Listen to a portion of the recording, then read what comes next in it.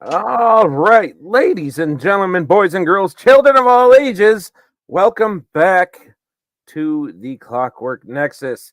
Um, if you're tuning in and you follow us, then you know we are starting a brand new campaign tonight.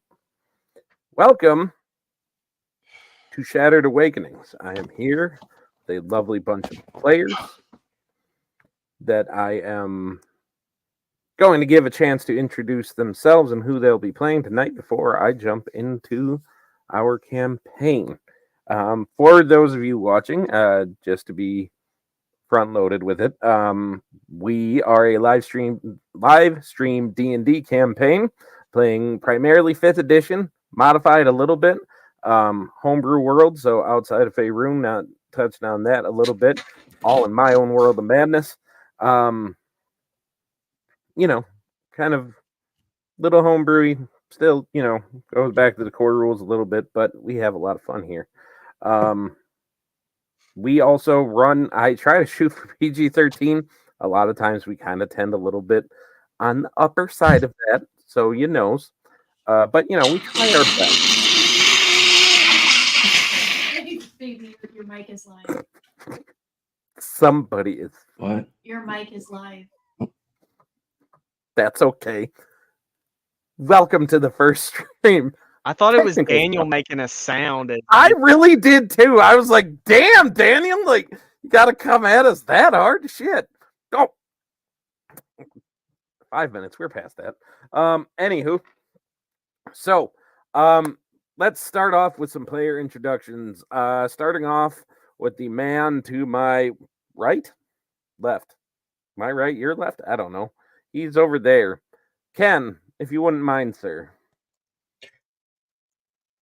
How you guys doing tonight? I'll be playing a Mawpoc. It's kind of like a raccoon.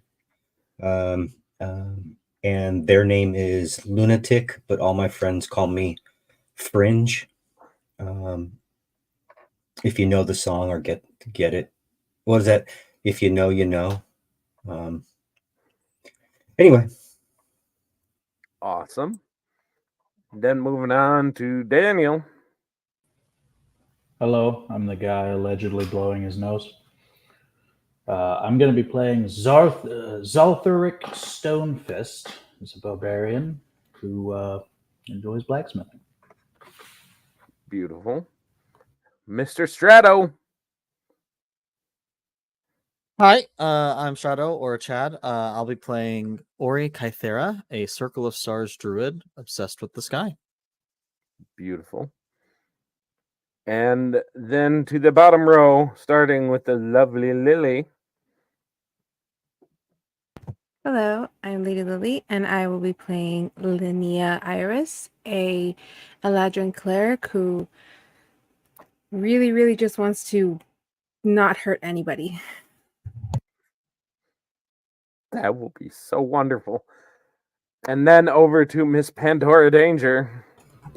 Hello, my name is Amy, also known as Pandora Danger. I'm going to be playing Mist, who is a tiefling, a nice tall blue tiefling, big horns, and she is a fighter carrying a big fuck-off sword. So I'm excited for that. Another name for a tiefling like that is the beefling. Big, strong tiefling. The beefling. Bam! I love it. Then moving over to Patrick. Hello, I'm Patrick, also known as Castlevania 86 on the interwebs. And this campaign, I'll be playing Balor Hawk. Talks a big game. We'll see if he backs it up. Patrick, I am proud of you. I know. For making a male character. I'll die in the first game, and I'll be resurrected as a female character. I 100% believe it, and I'm here for it. And then, last but not least, Mr. Luckily Cursed. Hello, I'm Luckily Cursed, also known as Sir Not Appearing in this film. No, I'm kidding. I will be playing Caven Hazard, a Tabaxi Artificer. Awesome. And last and certainly least is me, your DM or Dungeon Daddy for the evening, whichever one you prefer. I am Big Chief. You can find me at Big Chief 1387 on the TikToks, and I think I'm on the Instagram now, though I don't really pay attention to it too much, but I'm there. And I am here to narrate this madness. So, to get you guys into the setting of our campaign. For you at home and you guys here at the table, ladies and gentlemen, welcome to the destitute slum of Gutter's End, the lowest and most wretched slum in the undercity of Dawncrest. While Dawncrest is hailed as a marvel of modern arcane technology, the first of the great floating cities built by Arcanine to rescue inhabitants from the ravages of the surface, this is all merely just the illusion that they propagate. High above you in the upper city, Dawncrest glistens as an idyllic floating metropolis, home to over 370,000 souls drifting among the clouds. But this glittering facade conceals a grim reality. The rich thrive off the sweat and blood of the poor. They are blissfully ignorant of the struggles down in the slums. Arcanine's iron grip keep the populace in check, controlling them through financial chains, forcing them to cling to any semblance of a living so graciously provided by them. As if that weren't enough, Arcanine's insatiable hunger for resources to fuel their machines, their cities, and the production of their magical artifacts is bleeding the planet dry like a relentless parasite. The truth is whispered in hushed tones, for those who dare to speak out are swiftly silenced, imprisoned, institutionalized, or they simply vanish. Yet hope flickers in the darkness. There are those who have had enough, those who have begun to rise against Arcanine's tyranny, for the sake of the people, for the sake of the planet, and for the sake of justice, an organization simply known as Legion. Legion has ignited the spark of rebellion, however dim it might be. Whether driven by social conscience, ecological concern, burning vengeance, or sheer desperation, people are turning to Legion for hope, and they are finding it. This is where our story begins. Our 7 heroes, each drawn to Legion for their own reasons, gather at the Cloud9 Tavern here in Gutter's End. They sit together, united by the common purpose, tasked with proving themselves worthy of admission to Legion. They must demonstrate that they possess the courage, resolve, and fortitude to fight for what is right. So join us now as the tale of these brave souls begins to unfold, and as our adventures awaken. So, as we discussed before, you guys are indeed here in the Cloud9 Tavern. You had just spoken with Staff Sergeant Maz, who told you that he would gladly open Legion's ranks to you, but you have to prove that you are not going to be a liability and that you can hold your own and that you can indeed step up to do what is right for the people. To give you a setting, Cloud9 is nestled in the dim labyrinth of the alleys of Gutter's End. Cloud9 stands out as a beacon of fleeting respite amongst the crime and despair. The bar's exterior, a patchwork of rusted metal and salvaged wood, adorned with a flickering neon sign that casts a soft, inviting glow. The weathered sign hangs precariously above the entrance, and the name's Cloud9 kind of blinks in and out. Entrance is framed by 2 large reinforced steel doors etched with intricate designs of a long-forgotten age. Inside, stepping inside Cloud9 is like stepping into another world, albeit one that still carries the gritty charm of Gutter's End. The air is thick with the scent of strong spirits, heavy smoke, and the faint aroma of spiced meats. The interior is dimly lit by a combination of hanging lanterns and neon lights, casting a warm, almost ethereal glow over the space. The bar itself is a long, polished piece of dark wood lined with an assortment of mismatched stools. Behind the bar, shelves are stacked with a curious mix of bottles, some filled with familiar liquors, others containing strange glowing concoctions that hint at arcane origins. The bartender, a grizzled figure with an air of quiet wisdom, moves with practiced ease, serving drinks and listening to the woes of his patrons. And this is where we find you guys. So where I'm going to start off, I'm going to go one by one, and I'm going to allow you guys to give the people at home just a brief description of what they see when they see your character and what they're doing. We will go in reverse order that we introduced you. So we're going to start with Luckily. If you could just tell us a little bit about your character. What do we see when we see Caven? Nope. Okay. Still not feeling too good. Yeah. Understood. We'll start with Patrick. Cap Then. got his tongue. That happens. So Patrick, you start us off, bud. So, sitting at this table is an individual, appears to be a human male, sitting there, bright, kind of short to mid-long, platinum blonde hair. Kind of got, it's not really a trench coat, but it is a long, kind of tailed coat. Sitting, just leaning back on his chair with his feet up on the table, just kind of flicking kind of like a coin back and forth between his hands, not really paying attention, just kind of scanning everything around. All right. And Mist. Describe Mist to us. What is Mist doing? I'm guessing Mist and Linnea are hanging pretty close to each other. Mist is taking in the room, doing mental calculations on who she might be up against for whatever test this guy has for us. Can I roll a perception on the room just to kind of take a look, see who else I might be up against in this little test he has going? Sure. Go for it.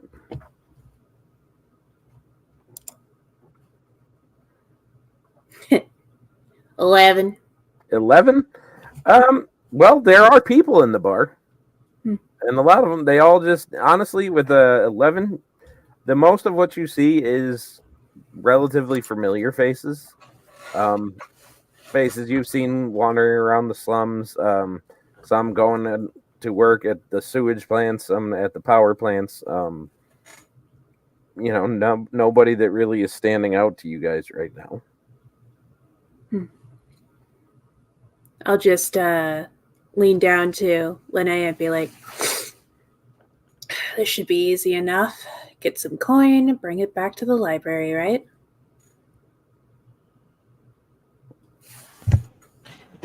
Mm-hmm. That's exactly what you said when we left the house this morning. Are you still comfortable? No, but I believe that it's very, very smart to try to be uncomfortable in a comfortable way. All right, kid. You go ahead and do your introduction. I was going to say, paint us a picture. What do we see when we see Linnea? Linnea, who's usually sticking very close to Mist, you would see a very slender, poverty-wise, little Eladrin with this kind of like dusty pink skin that's mainly highlighted in her like knuckles and her cheeks, with emerald green swirls running through her, kind of like floral like. She's got billowing red hair or auburn hair and dressed like as close to a fairy princess as she can get. All right. And then we go up to Ori. So What do we sitting at one of the tables nearby, not necessarily with the full group, is a extremely thin, pale blue skin with white blotches all over, almost as like a representative of the sky, clouds on the skin, is an Air Genasi who has a deck of tarot cards spread out in front of them with a small bronze astrolabe centered in them, and small whispers can be heard if you're nearby as his long white hair kind of looks like it's being affected by wind, even with no breeze currently around. He's clad in white robes that are stained with all kinds of greases and oils from living in the slums, and every bit of his exposed limbs of legs and hands are wrapped in white bandages. All right. And then Zatharic, what do we see with you?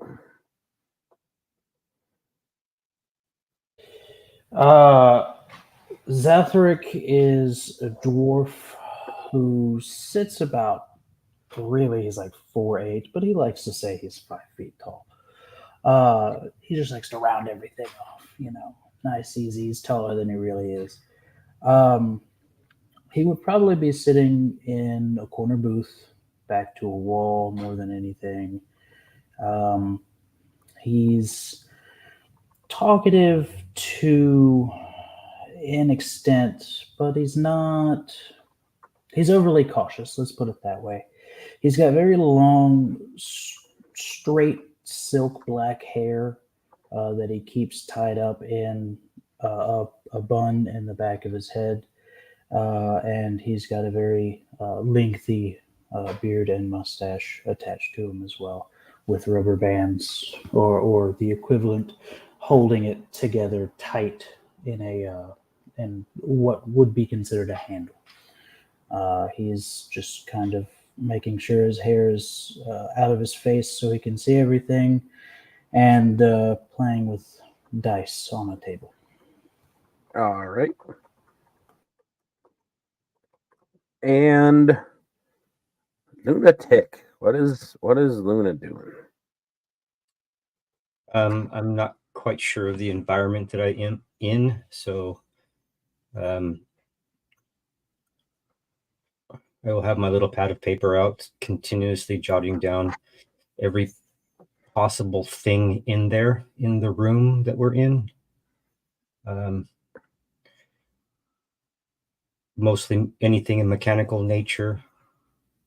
I don't really give a shit about living beings. All right. What you see is basically the easiest way to state it is you see a raccoon. Please do not get this confused with another male raccoon that is on a famous show, because that is not what they are. They are completely different. As far as what the rest of the party sees, other than a very, very dirty messenger bag, a very small backpack that's obviously been sewn up way too many times, hanging off of a modified trench coat, oil stained with an old urban camo, obviously handed down or stolen from somebody. Lots of little tools inside, most of which are probably broken, but inside is a rather oversized black hoodie, pair of cargo pants that were too long at some point in time, tied up with what seems to be probably a power cord for something. And they are also very oil stained. The knees have been ripped out so many times and replaced by burlapped and small pieces of woven cloth and maybe little pieces of metal to reinforce them, padded from the inside with a pretty poor urban camo. And they were some black, extremely worn down steel-toed combat boots that are obviously mismatched, probably one size too big, if not multiple sizes too big, but they don't match. Just basically standing around and looking at what everybody's got, and that's about it. Okay. So without a real role necessary, as you guys are just looking around this tavern, scattered around the bar are just various tables and booths that offer some degree of privacy for those seeking solace or even secretive meetings. The walls are adorned with various for lack of a better term, I'm going to say electric decorations. But as I said before, it's the electricity as we know it doesn't exist as such. It's all arcane powered. It's all done through the arcane feel of the planet. But then you also see old maps of the surface world, faded photographs, and kind of just these peculiar artifacts that seem to tell visual stories of the past. You see various mechanical components of machines that you don't necessarily recognize, but you see that they're all very well polished, so you can tell that they are well taken care of by the barkeep. The photographs are very faded. You see heavy crease lines in them, like they spent a lot of times in one pack or folded up in a pocket. In one corner, you guys see a familiar small stage that hosts kind of a rotating lineup of local musicians and bards. Their melodies kind of always adding a touch of life to this otherwise kind of somber atmosphere in here. The floor is Warden wooden plank, kind of a patchwork of Warden wooden planks, and every so often threadbare rugs, each telling tales of countless feet that have treaded upon them. Kind of despite its rough edges, Cloud9 kind of exudes this kind of sense of camaraderie that can only be found in places where the destitute gather to try to kind of lean on each other for some kind of camaraderie and solace. That's the kind of vibe that you get here. So, so best I can describe, it's like it's a dive bar, but not the one that makes you think that you're gonna get stabbed in immediately. Kind of a homely dive bar.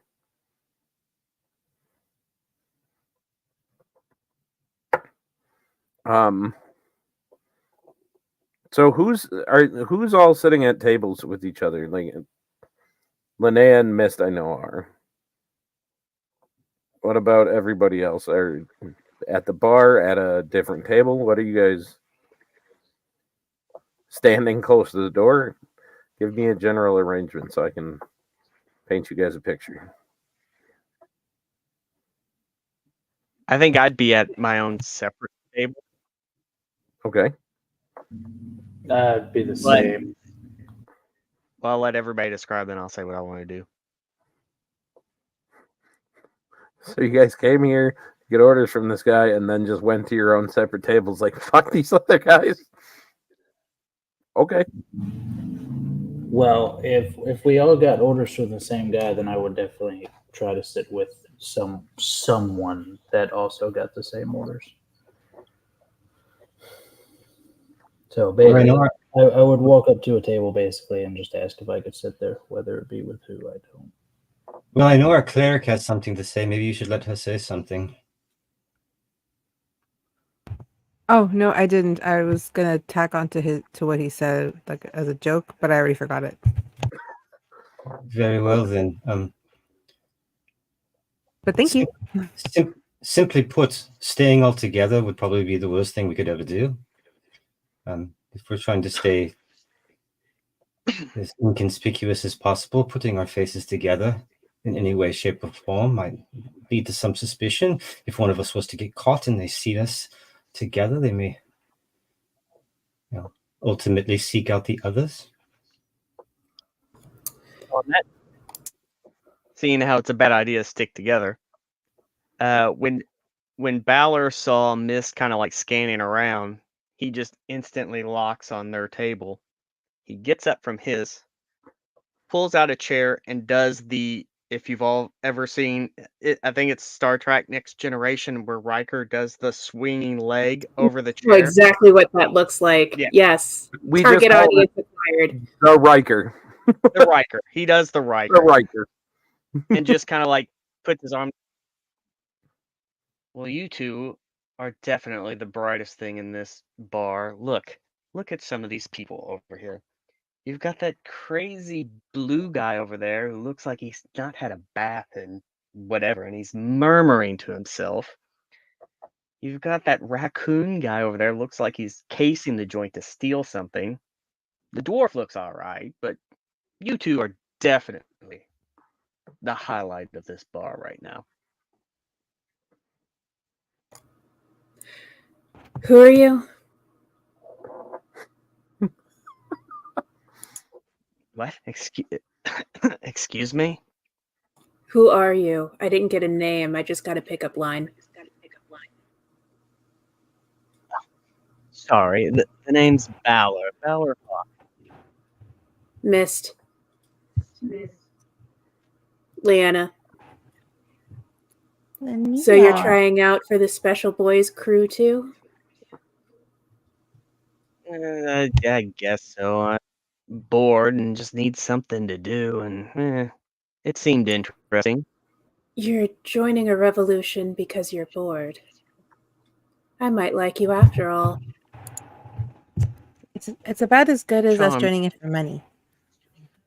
Well, money for the community, but yeah. Mostly money. You all do it for the community, you know? That's exactly what I'm doing it for, the community, to brighten this place up, to bring smiles to everyone's face. Well, you've brought one to mine, can't you tell? This is like a big smile. Huge. I just want to make everyone happy Your too. skin is very lovely shade of blue. Hopefully that doesn't mean that you're like a mood ring and you're blue because you're sad, because there's nothing more sad than seeing a beautiful lady like you sad. I'm not sad. Sad, scary. We try not to be sad. Too many other things going on. No time for sad. Sad gets in the way of progress.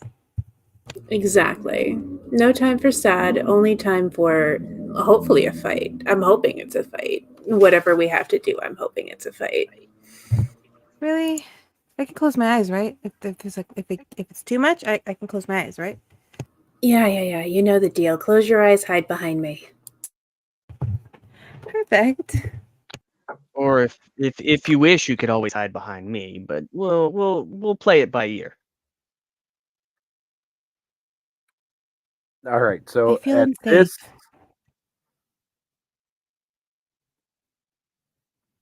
this point, I want the three people at that table and anybody that is paying any kind of particular attention to them to roll me a perception check.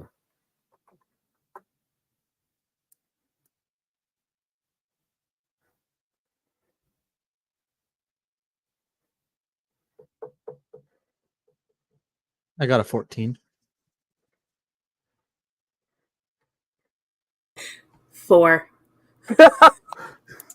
Beautiful. 13. Nat 20. For a total of Hell yeah. For a total of 26. okay. All right. So if all of my rules are in, then I will say, Linnea, in the briefest moment when you do the whole I can cover my eyes thing, you get just the quickest wisp of a cloak or a jacket or something that just brushes by you.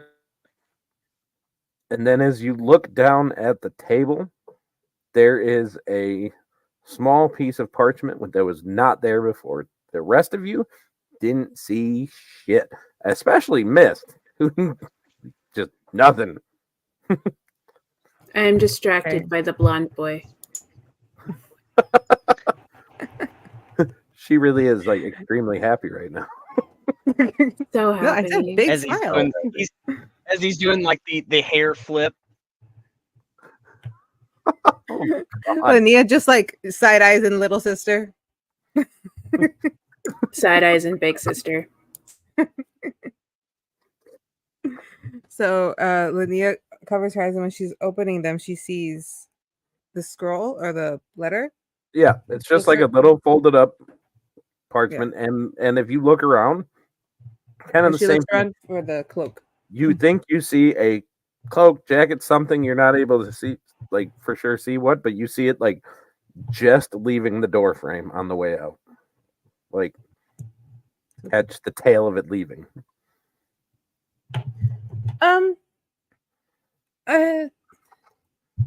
Someone left something. I would just kind of hand it to Miss. All right. I'll open it up, take a look at it. He went that way. She points at the door. I think it's a he. I just saw.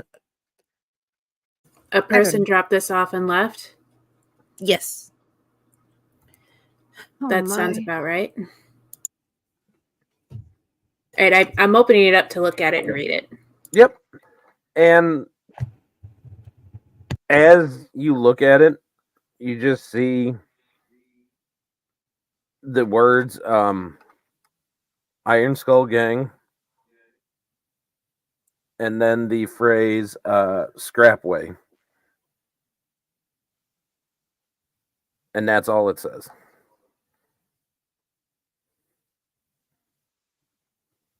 And you'd be able to take that because actually Scrapway means something to you two.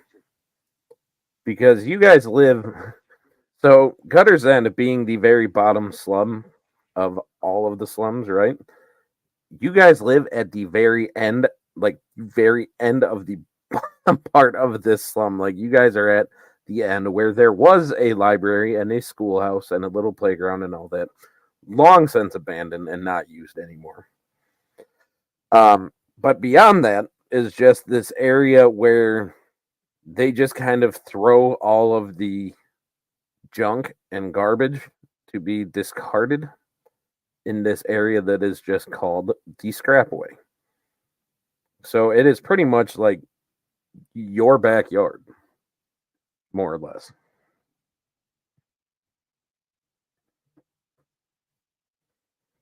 All right, well, at least we know where to go then. Wherever That's this test really is close. going to be. That's really close to the library.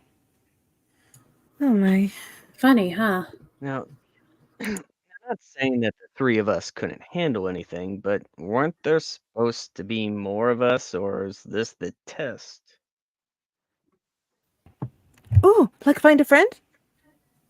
You're better at that than I am, Linnea. Go ahead, find some friend-shaped people. I'll be right here. Linnea kind of stands up on the chair and looks around. And then we'll point at who was the one that said they were by the corner, like a corner booth. Where he's like, that one looks sus. Sus? Like, sus? Like suspicious. So should we grab that one, or? Yeah, he looks like our kind of suspicious. Oh, okay. Yeah, we'll go over, we'll grab that one then. And she'll look around more, like, there's a raccoon in here. I think that's important. Fair enough. Let's go over to that one.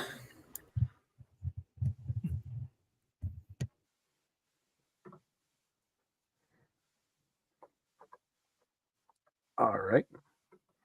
So yeah, we're heading over to Sothrax area just to go and just say hi and pass along the message. I think we got orders to go to this place. Were you one of the people supposed to go to this place? Does this mean anything to you?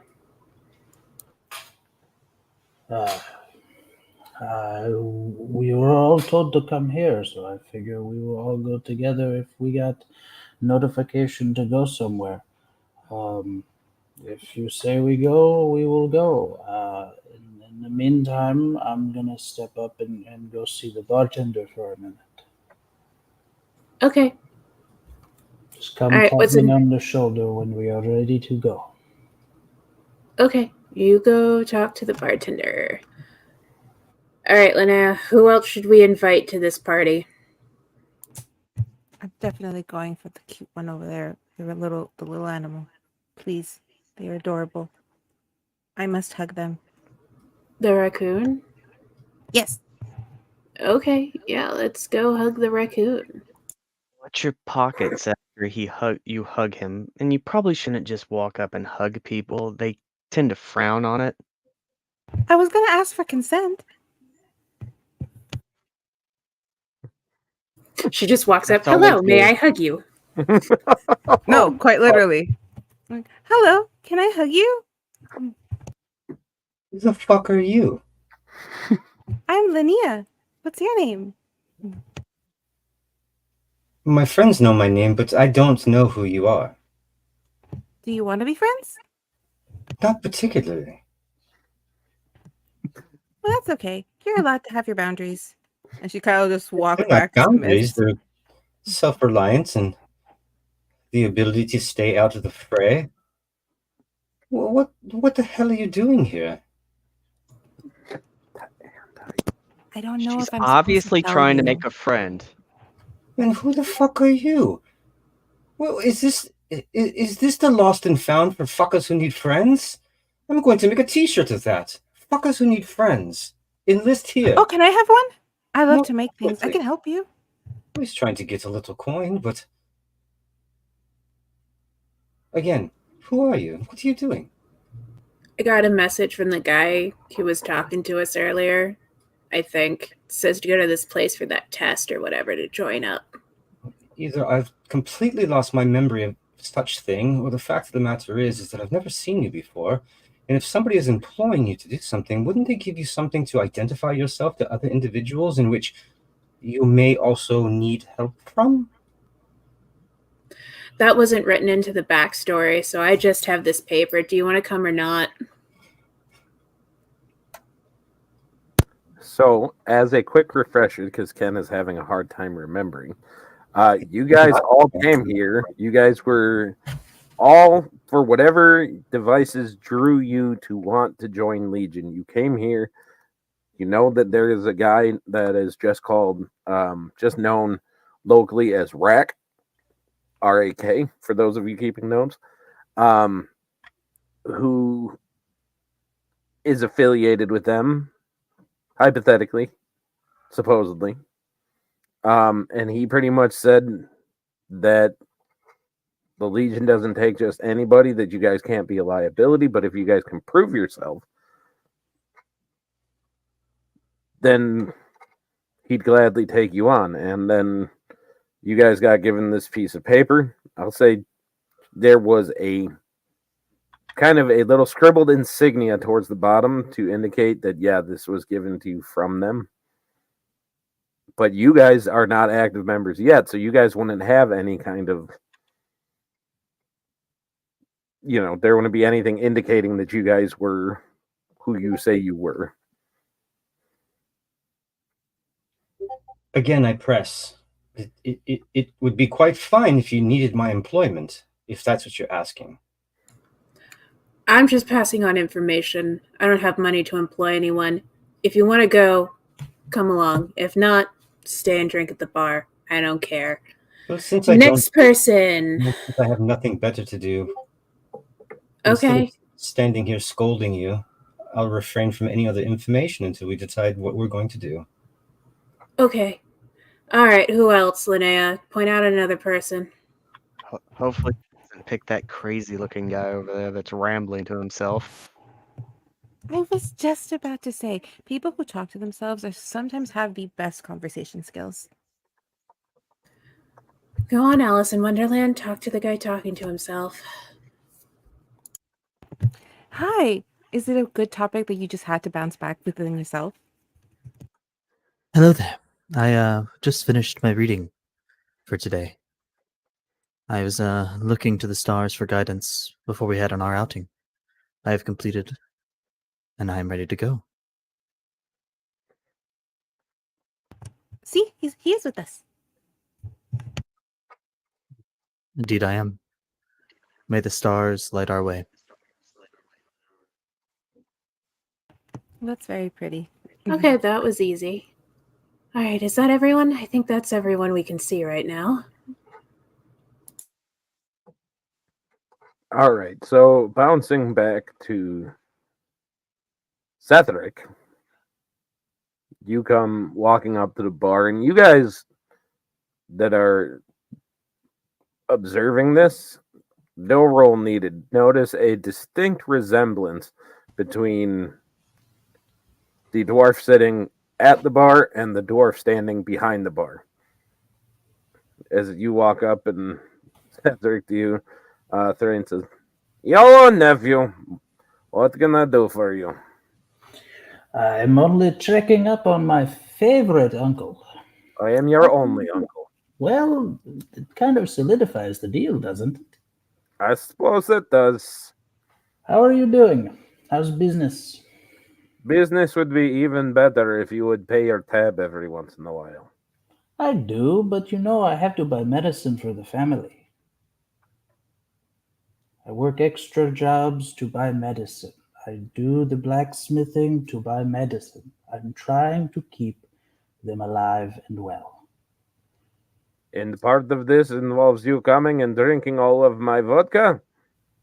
Not all, just a couple of barrels at best. It's fine. What can I do for you? Just letting you know that I'll be stepping away for a little bit. I have another job I'm doing.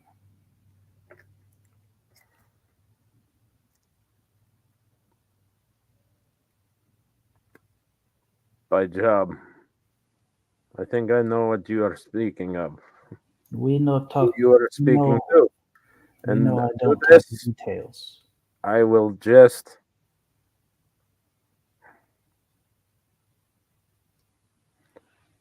and he kind of like walks over and takes a kind of sizable hammer off the wall. And he just kind of puts it on the bar and slides it over to you. And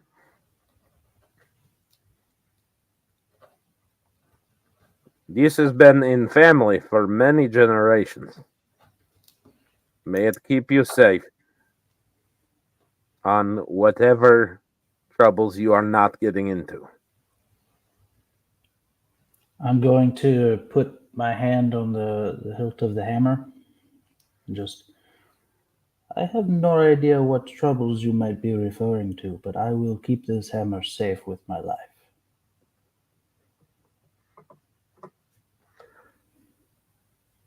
All right.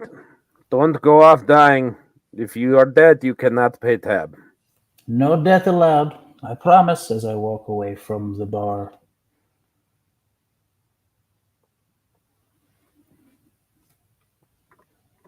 All right. And I will have the name of that hammer to you in a minute. I just have to find it. I just have to create it. No, I made it already. I just lost it because I closed the wrong page. But anyway. All right. So you take that and you go and you join the rest of the group.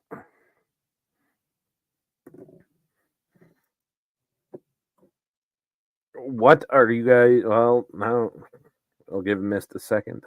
Oh, there you go. So, with the rest of you kind of together, apparently ready to go. You guys have a place. You guys have people. You know nothing about this gang, in particular. So, what do you guys want to do with this information in which you have been given? You guys tell me what you're doing. So no background we don't know about this gang.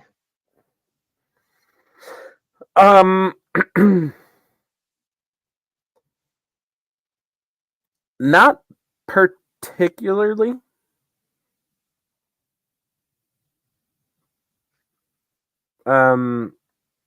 They're not one of the regular gangs that you guys have heard of. And as for one of the questions that you asked earlier in the chat, Ken, as far as presence of the law, there really isn't down here. Pretty much the only time the law as it is usually defined shows up is when things get particularly bad, of which currently right now there's not been any more crime than the usual rabble rousing. Nothing that would get Arcadine's attention, and they are the guard in this city. So there's your answer to that. And Daniel, you are going to add the Weapon of Blind Faith and the mall version thereof is what he gave you.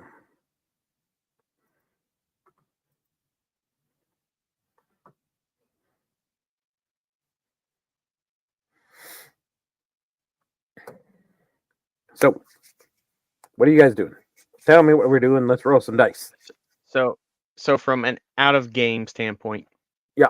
Note just had the gang in the location.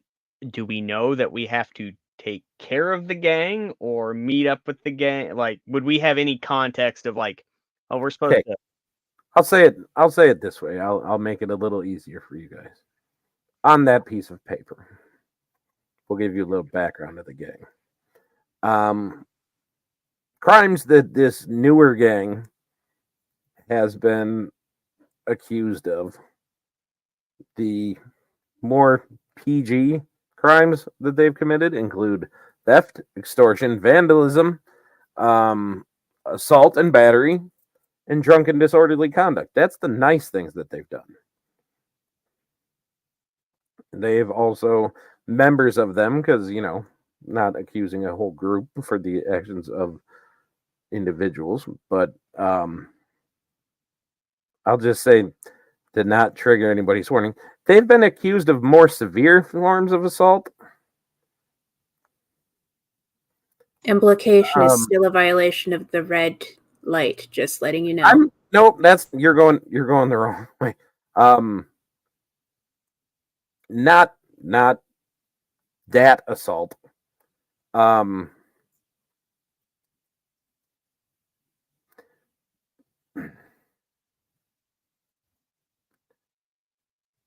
More prolonged assault. I'll say it that way. That to cause. It starts with a T, and ends with an RE. I wasn't. Is that on? I don't think that's on anybody's red list, but I wasn't sure. Torture? Yeah, that one. They do bad. Yeah, they do bad stuff. I don't think that one's on anybody's red list, but I wasn't sure. I didn't. We have context. Sorry, I'm a little distracted. I'm kind of worried about my partner who's sick right now. I'm a little distracted from the game at the moment. They're really not doing good. I might have to go. Okay, you go handle your candle. It's perfectly okay.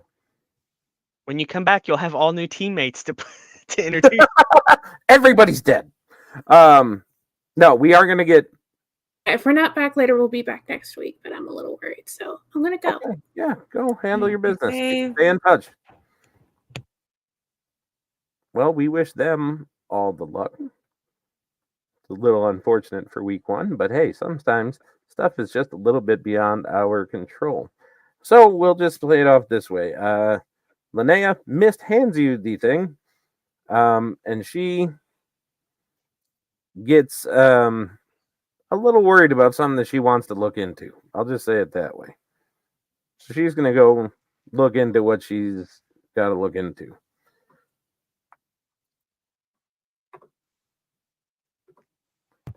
Up.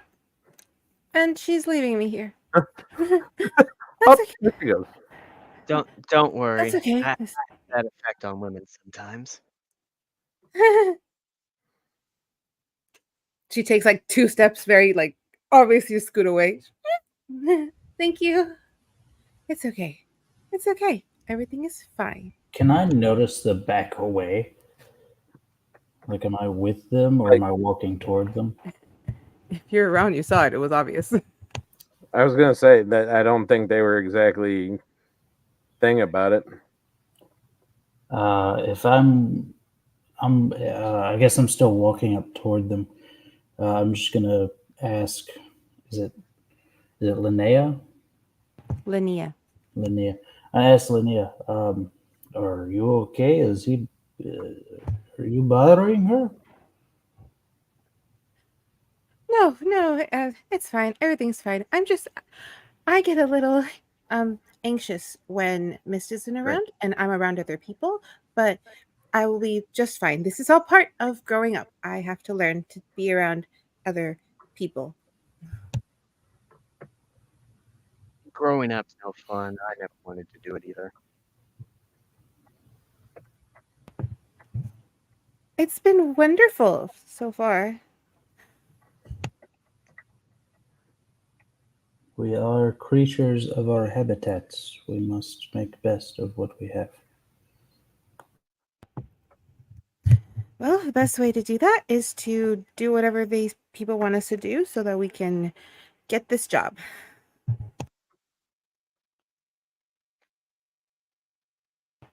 So are we already at this place or are we still by the bar? I don't know where we are. You guys are still currently at the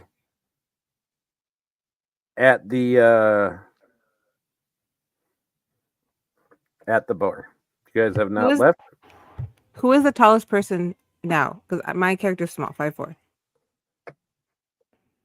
I'm like The point. 6'2". I'm 6'1". Like I am like a string bean, extremely tall, but like I look malnourished. Okay.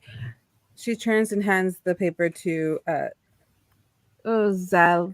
I cannot pronounce that. Zoltheric? Zoltheric. Thank you. To Zoltheric. Here's the note.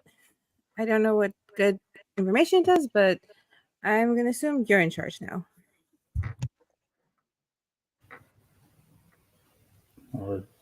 You guys are screwed. Your uncle says as he walks by.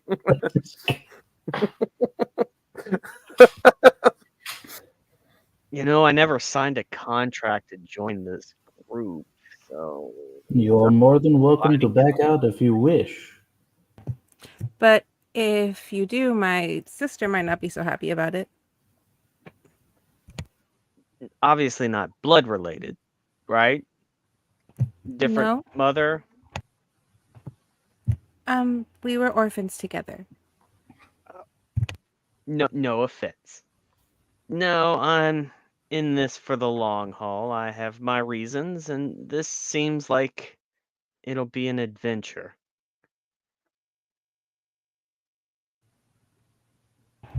I'm only here as the stars guide me. And the stars must be really smart to guide you. They guide us all if we look close enough. Luna, are Everything you is with written in us, there. or are you still in your corner where you were? I have no idea what you guys are doing. So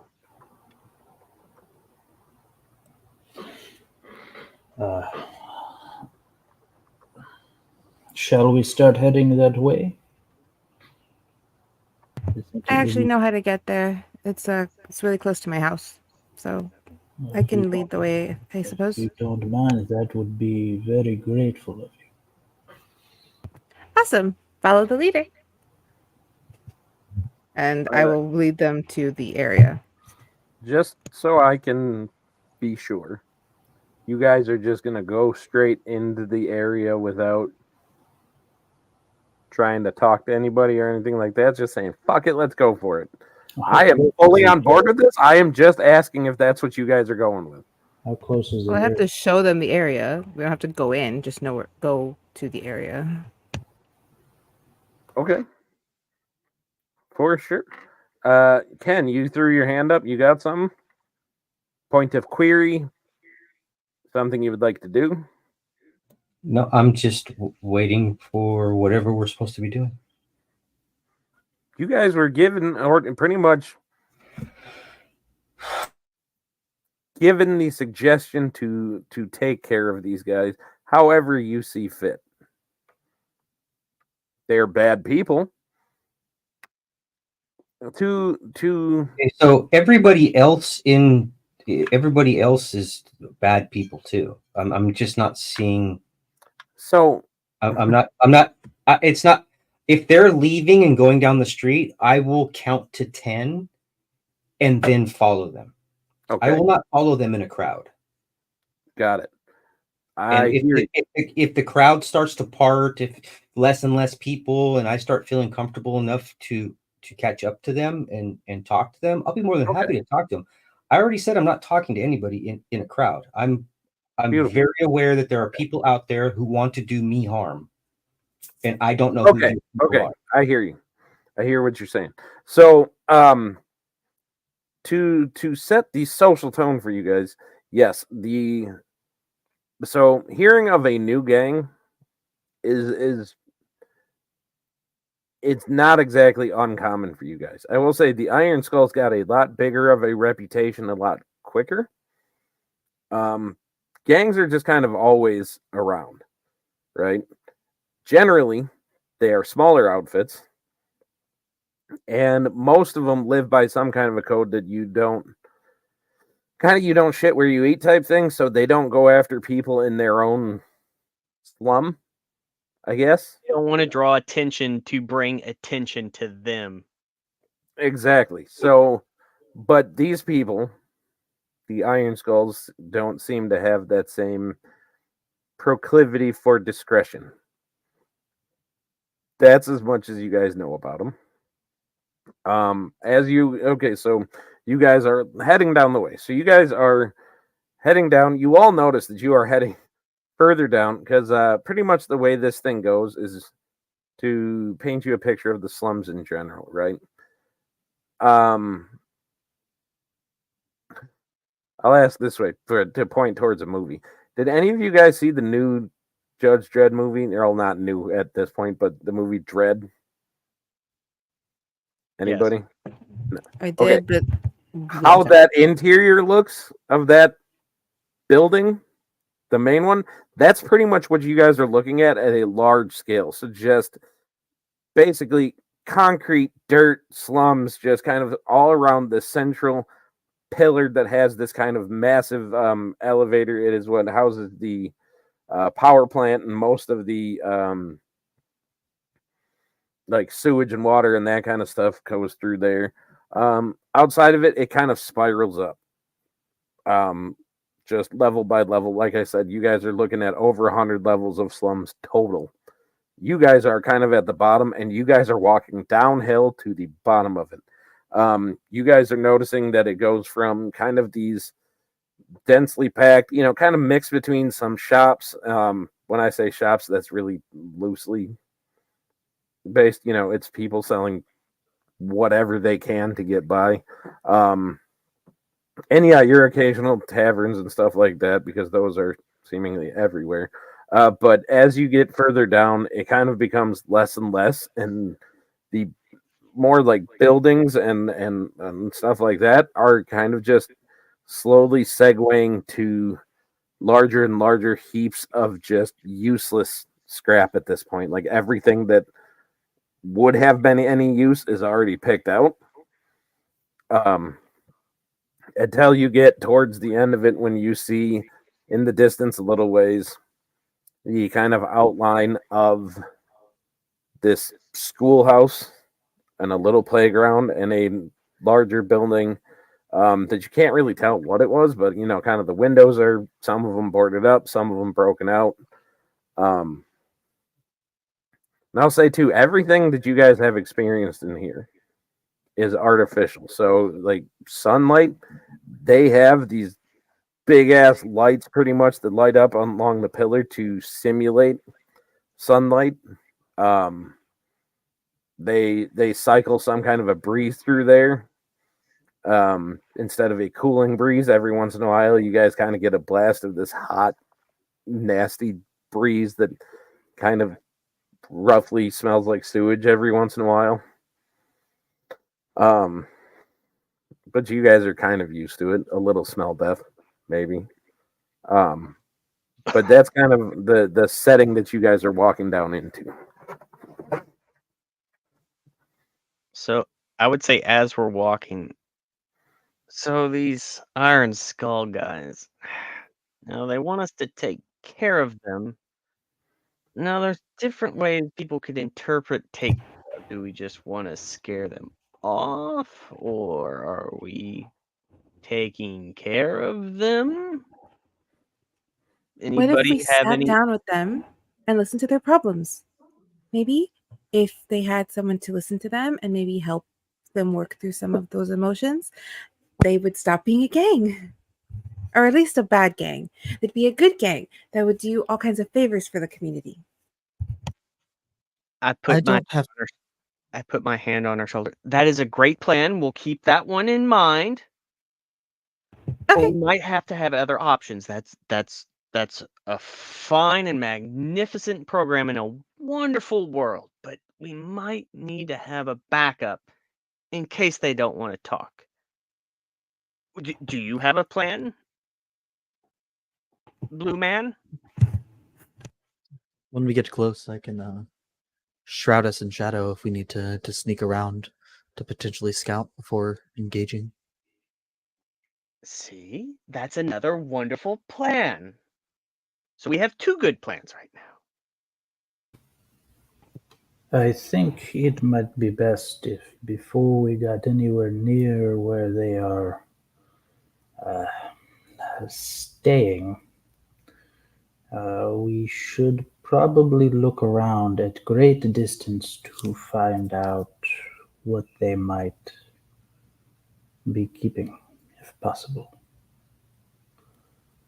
More wonderful plans. See? Teamwork makes the dream work, or so they say.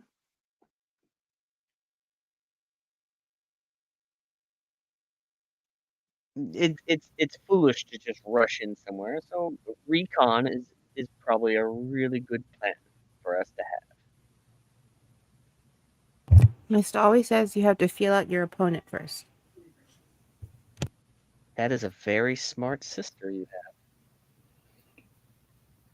I know.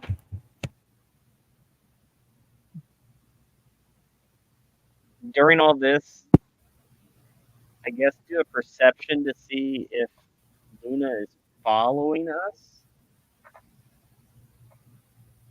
Or I don't know how far back they would be.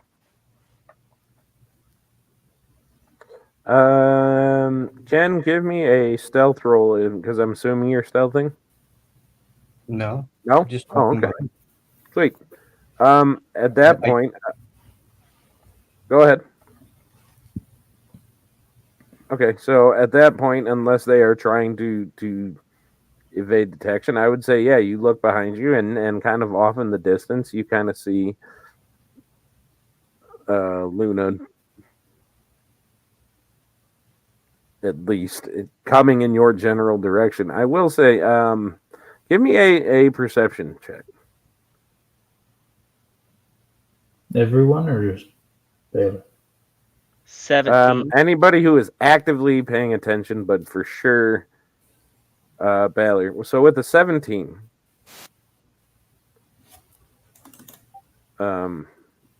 everybody else, give me what you got. Just put it in the.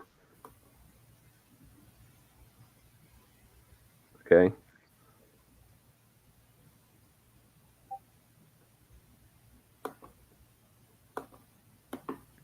Okay, Luna, I do need you to give me one as you're going along too. I'm looking at all we're in this thing called the scrapware where there's garbage and discarded things. Yeah, you're not quite there. You're on your way there, but it's getting to a part of the slums that you're pretty familiar with. Is the ground? What's the ground composed of? So it's kind of a mix between metal, concrete, and dirt. Like you can tell that they tried to lay a dirt to provide some kind of like a natural cover down here, but it down here this far deep, or this far down rather, it's starting to give way to the concrete and metalish kind of like you get chunks of rebar that are coming up every once in a while. But then yeah, the like next to like the chunks of scrap that you're seeing, just massive chunks of twisted metal and collapsed building, rusted out rebar, What? kind of rusted out chunks of old mining equipment and shit that was probably used to form this thing, because you are in this kind of hollowed out bottom of a mountain. So we can't see the sky. No, from in here, you guys have never, unless you have left the city, which I think you did with your job, you have never seen the actual sky inside of this thing.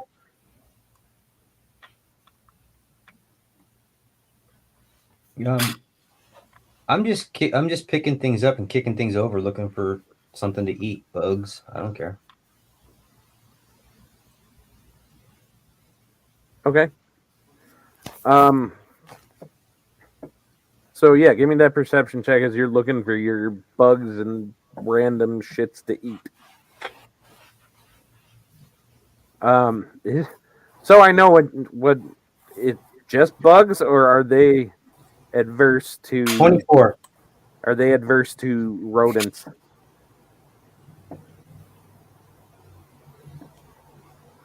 I'm just not paying attention. I'm looking. I'm seeing them. I'm seeing the group, and I'm just not paying attention. Okay, then I would say yeah. With the There's 24, nothing that interests me around here. You find some bugs running around, some cockroaches. You do see some rats and stuff like that. Mice, all sorts of little critters running around. But Balor, you in particular, as you look back and you see Linnea kind of jumping around these scrap heaps, you every once in a while just notice a shadowy figure just kind of jumping across the scrap heaps a little bit. Not very big figure, kind of small. Not making a lot of noise, but you definitely see him just every once in a while. Can I make out what? With that 17, not quite. Just small, kind of hooded figures. I will.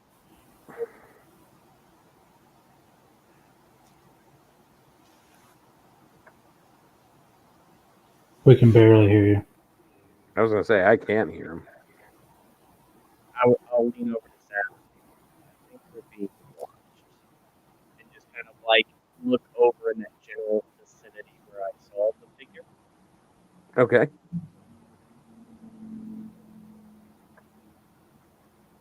And kind of do like the hand motion to Ori and like point to the eyes.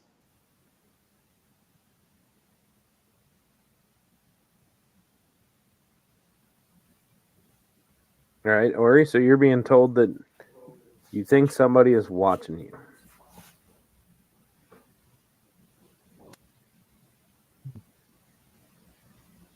And I don't notice anything of someone watching me? With your perception check, no. No. When you looked, you did not see it. The only one to actually see it, because they were paying kind of broad attention, is Balor. Okay. Well, I do tend to draw attention to myself. I'm fairly known down here for being quite the lunatic, as many spread rumors. They don't believe you about your stars? No, my divinations are often accurate.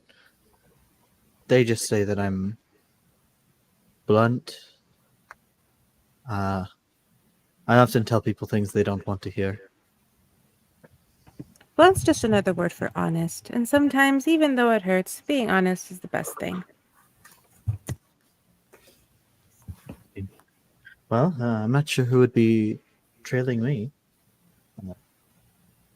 Apart from readings, I tend to stick to myself. Meanwhile, I'm like, this is cool hammer. Yes, with your 4, you notice that your hammer is quite dope. I am enjoying hammer. Well, stop. It's hammer. Maybe we should keep moving along and just be wary that we potentially could be being followed. Should I cloak us in shadow? I would wait unless you can use that multiple times.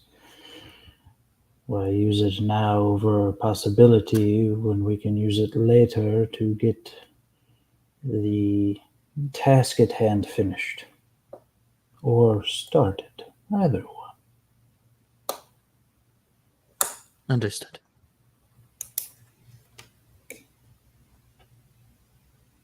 Let's keep on our path. We're just Alright. kind of we're just crossing the scrapway heap thing, right?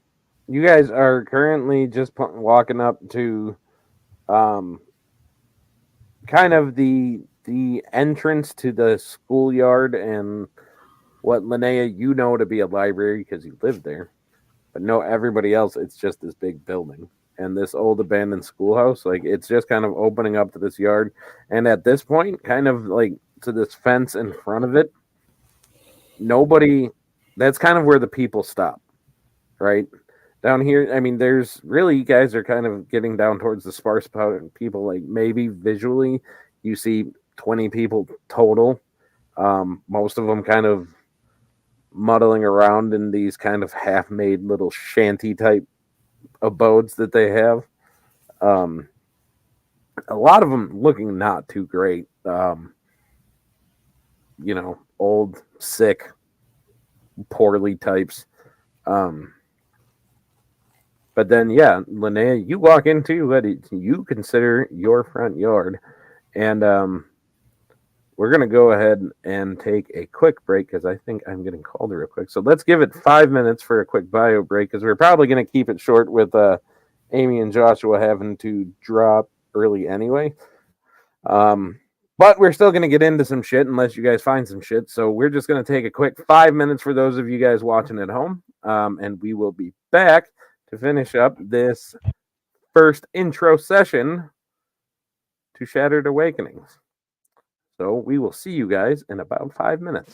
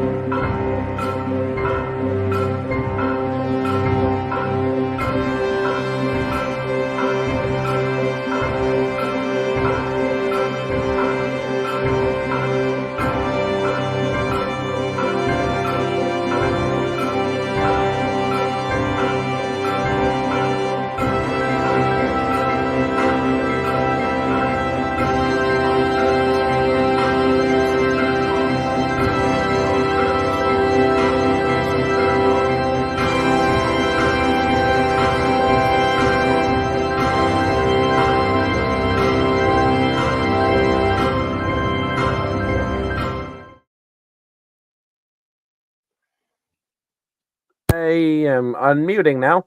There we go. Welcome back, ladies and gentlemen, boys and girls, children of all ages. I gotta wait to make sure that we got a Lily, and I know Ken is here, and we need a Daniel back. There's a Lily. Ken, I know, is here. Daniel, I don't know what Daniel's doing. He's in a hotel room, so I don't know why he's not back yet.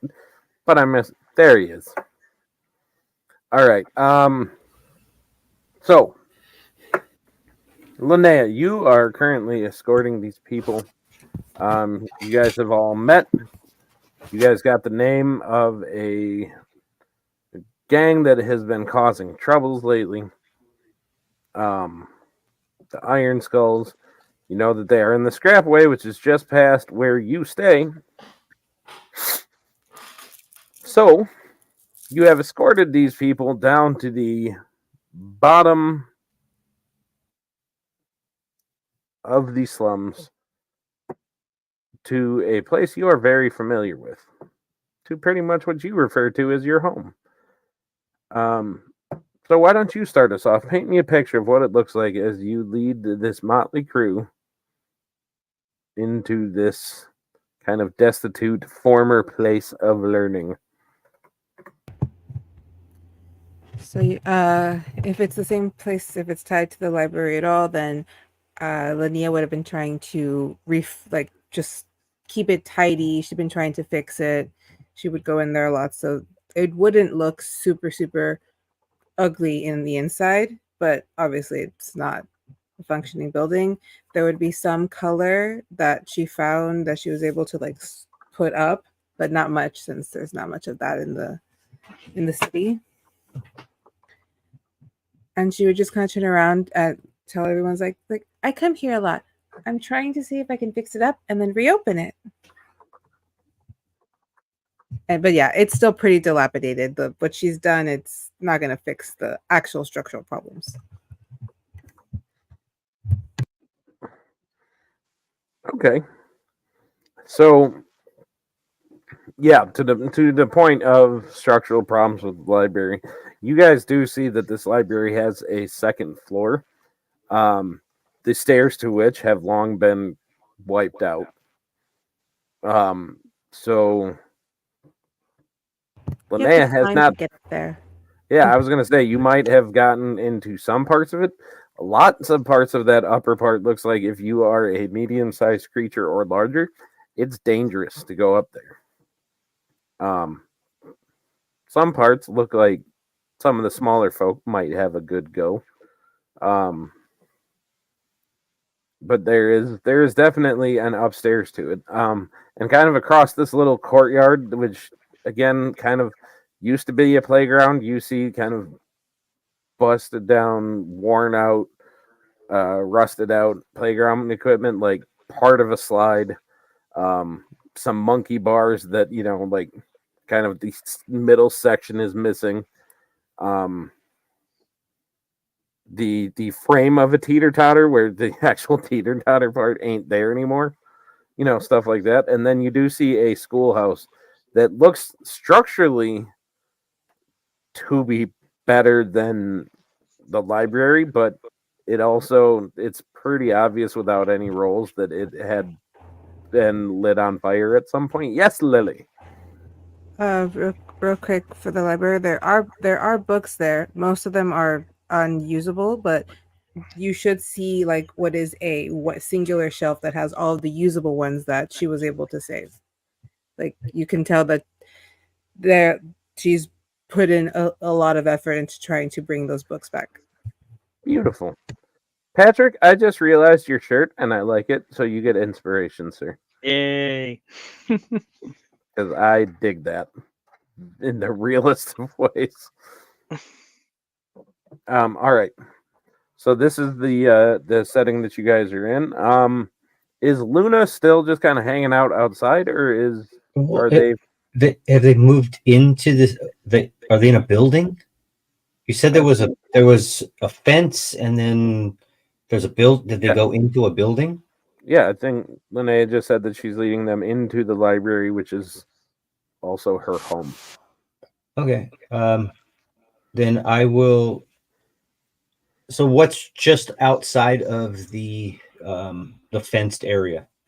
Just outside of the fenced Besides the area. dilapidated little houses of people. Besides that, not a whole lot. There's some random just scrap that's kind of decorating the area. There are sections of pipe that are showing that have various different gauges on it that you can tell that they're monitored every once in a while for something. But there's not a whole lot going out. Plenty of trash.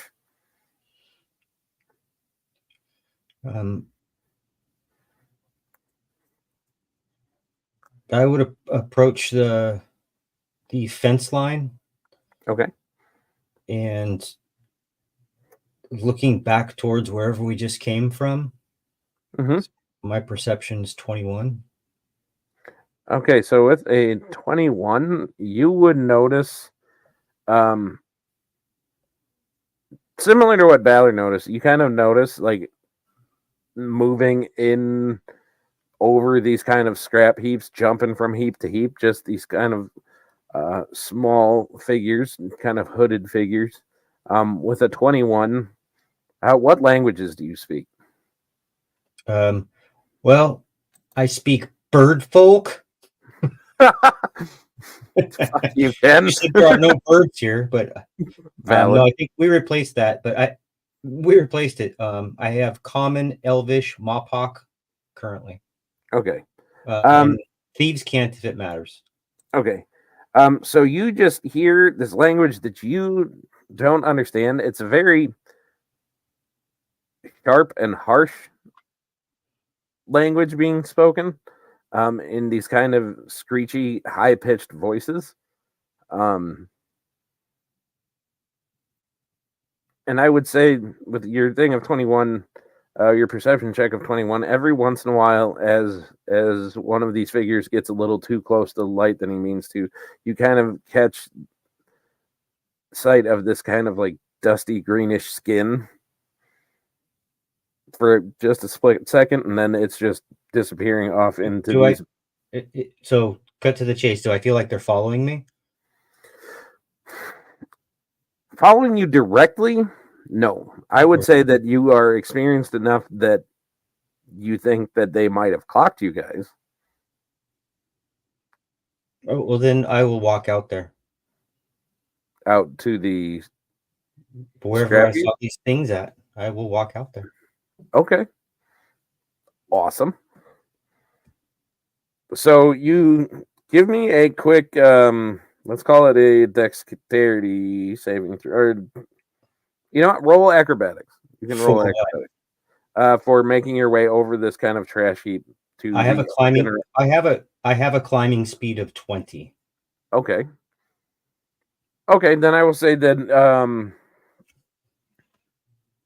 you know, with these kind of slower but very practiced movements getting through this trash heap, you get to the area where you think you saw them. Mm-hmm. And there are definitely, even without needing to roll for it, there are signs of where you can tell like creatures have used it for handholds and some where they've used it for footholds and stuff like that. But what are you doing once you're in this area? I'm looking around for these individuals that I thought I saw, or kicking a can or two, or looking at some garbage or trash. Okay. So you kind of like, as you're just sitting there kind of kicking the can, like you don't see any sign that they're still there. You do see some tracks if you would like to check those out. But if that's not your thing, then I will say that you at least can tell that they traveled further into the scrapway.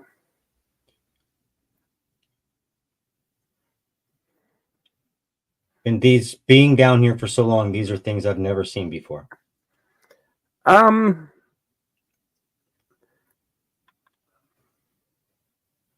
I would say because you've seen goblins before, but you haven't seen any of them that ran through this scrap heap so easily. I'll go ahead and pull out my little book that I keep with me, my little piece of lead or whatever I use to write with, and Okay. I will approximate the exact distance from where I'm at to the school, including the entrance through the gate, including the nearest landmark, visible landmark, whether it's a sign or an old specifically dilapidated building. I will then draw out what style of footprints there are, close my book, turn around, and make my way back down. As soon as I get to the area that starts this where they went into, I will stand there for just a few seconds, turn around, look around, and then just walk right in. Okay. All right. So, what are you guys doing in the library as Luna walks in? Just kind of taking it in and be like, if you're from this area, do you know anything about the Iron Skull since we're close to where they're stationed out of? Yeah, Can I do a his? just over the hill or under the hill? Say what? Is there like general base, like just like if we continue down the hill, there it is in sight? From where you guys see, like after this little clearing where the school and everything like that is, basically what's on the other side of the hill is like not even a hill. It's just like what you see out there, landfill. That's more or less what you see. Just heaps of scrap and trash and undesirable stuff. Yes, Ori. While they're talking, can I start to like look through the library for any books that might have anything to do with sky, stars, celestial bodies, beings, the planet? Sure. And any vague like astronomy related book.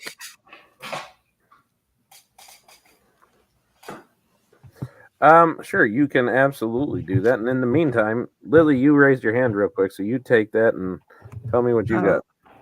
Well, while they're looking around, Linnea would kind of be trying to, like, any of her, like, they live here, so like any of her stuff, she'd be trying to like shove away and like move things so that she's like tidying up a little bit while she's kind of half humming. When she turned to everyone's like, if you want to get up to the top floor, you're gonna have to probably climb. But every time I've done it, I have fallen on my butt. All right, and out of curiosity, I sent you a message, but I'm just going to ask you: your book, does it, when you are home, does it go to a specific place, or does it just stay with you? It probably has its little perch by my bed, and then it floats back into my bag. Okay, so as you walk in, it just kind of goes to its like a dog that goes right to its bed.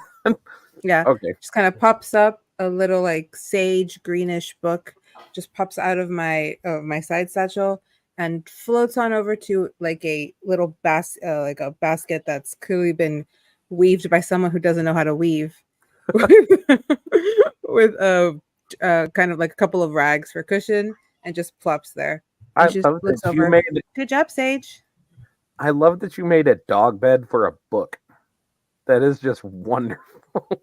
So Ori, as you're looking for these books, you're finding a lot of fairy tales in particular seem to be a thing that Linnea has cultivated most. You find some informational things, some, like mechanical engineering isn't your thing, so yeah, a lot of these books that are just laying around on the floor like kind of go well over your head.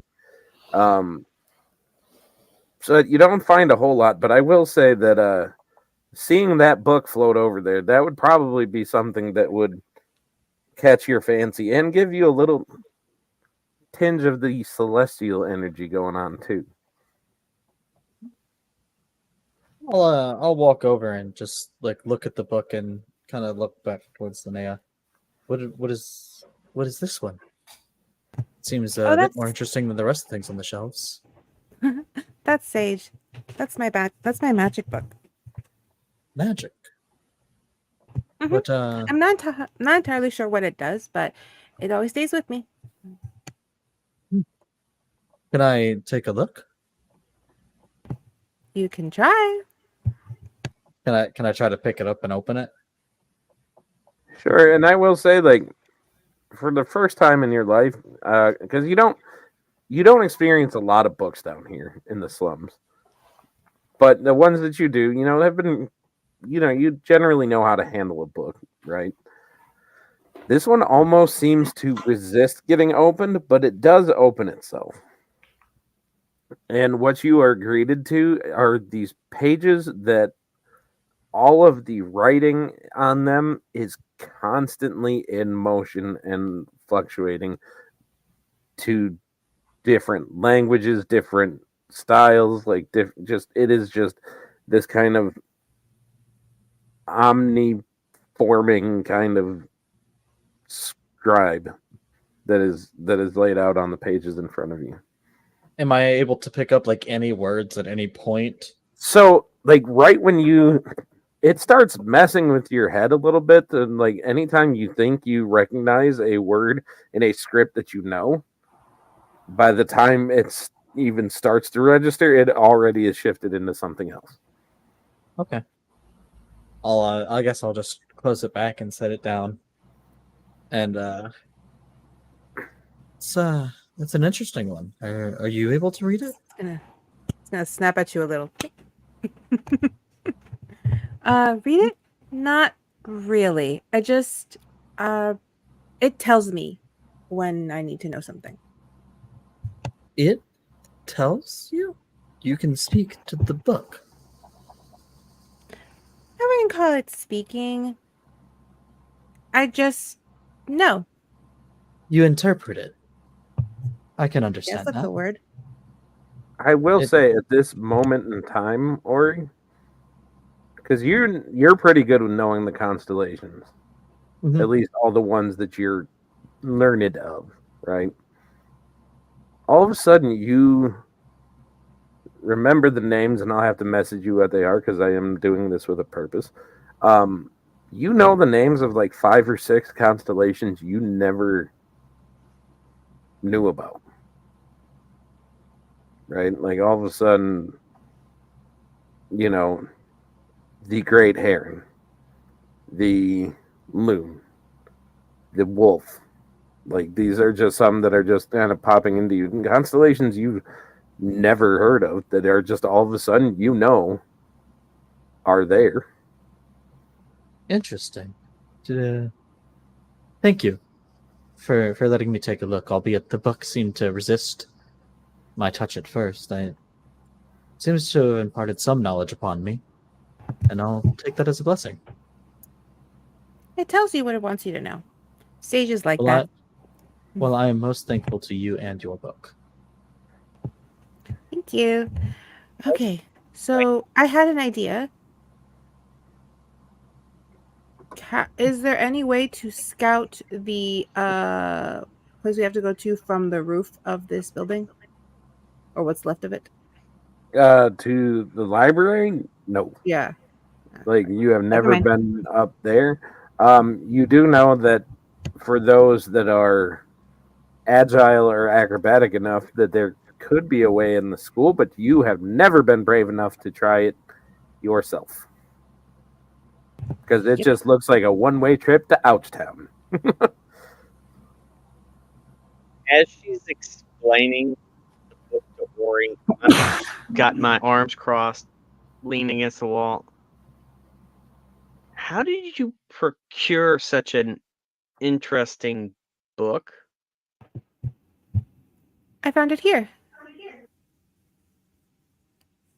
Or it kind of found me. I had been cleaning one day and I was moving some of the books. One fell and it knocked something on the wall. And then I didn't see it, but just something pulled me there. I'm assuming it was Sage. And that's when I found her. Or found them. Interesting. I guess the book and you have a fate together? I hope so. It's really nice having a friend that's always around. As long as that friend doesn't tell you to start doing evil things, because, sometimes people find objects that aren't necessarily good. Sacrifice the blood of the innocent. Wait, what? Sage knows that I'm a Burn pacifist. down the church. I will harm some. Like the only thing that's gonna piss her off probably if you messed with her books or messed with her library. You're not gonna get anger out of this character otherwise.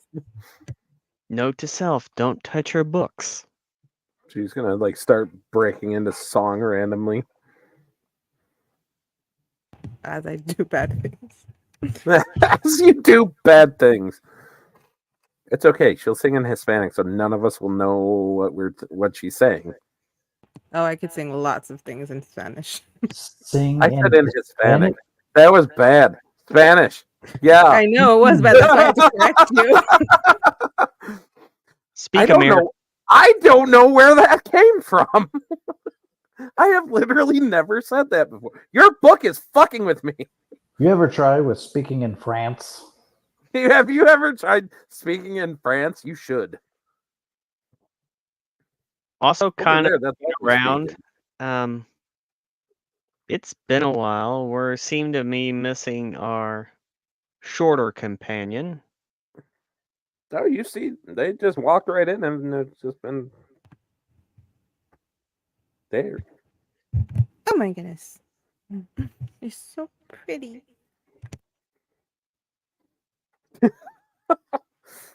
Ken, Yes. do you have any? As you've watched all of this go on, do you have anything to? I didn't get to say what I was doing. Go for it. Is this a door? Is it a double doors that lead into where we're at? Double doors that nobody said that they closed, so they are just kind of open. Okay. We all were born in a barn.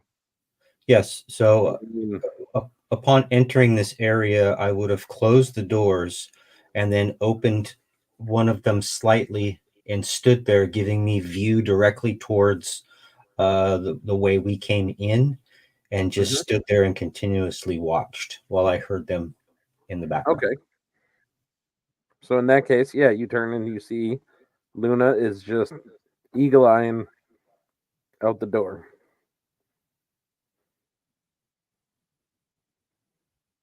Is something out there, Luna? Well, to be quite honest, there seems to be a new inhabitant here in Gutter's End. Goblinoid in form, but I've never seen them scurry about so much within the debris and the garbage piles. But nevertheless, I'll watch and see if I can see them. Keep in mind, it's Lilian. Linnea. Linnea. I didn't mean to be so brash earlier in the Cloud9 or tavern.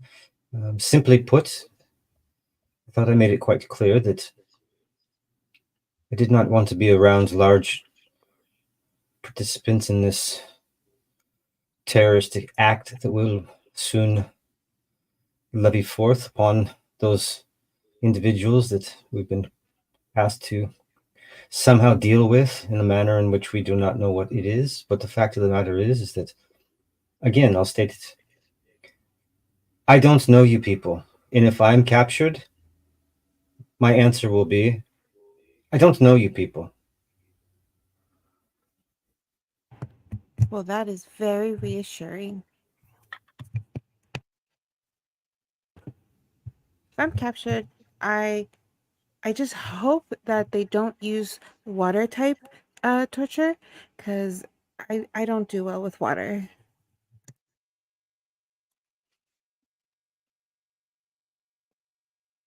In that moment, did you mention like Gee, I hope they don't use like a water type torture. Right? Yeah. You get this quick vision of a table and somebody being like strapped to it, and these figures standing over them, and you see just this kind of like worm type creature that is being dangled over them, and then the vision just kind of fades out.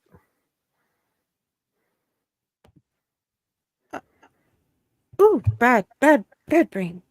Why are we thinking about bad things? Bad. No, bad thoughts. I'm sorry, my intrusive thoughts took over. It was very, very graphically. Oh my. So you have a talking book, and now you have dreams attacking you. No, intrusive thoughts. The book speaks an intrusive thought. Intrusive thoughts are saying, let's pull the chair away from the old lady. What you might be seeing are visions. Oh. Well, do you want me? I can tell you what I saw. It's just it is a little graphic. Like more graphic than pushing chair away from old lady trying to sit down? That is a really very depends specific on how intrusive nimble thought. it is. Don't worry about my intrusive thoughts. Don't worry, I've seen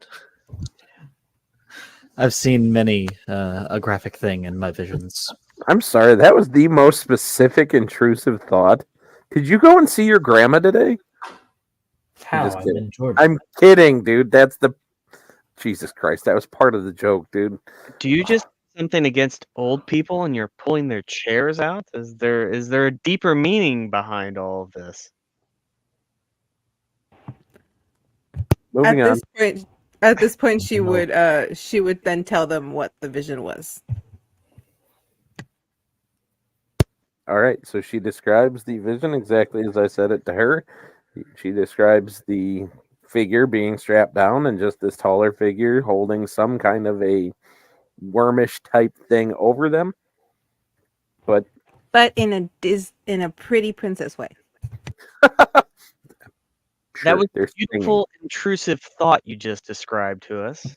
Ah, yes, everything is Fisney animated.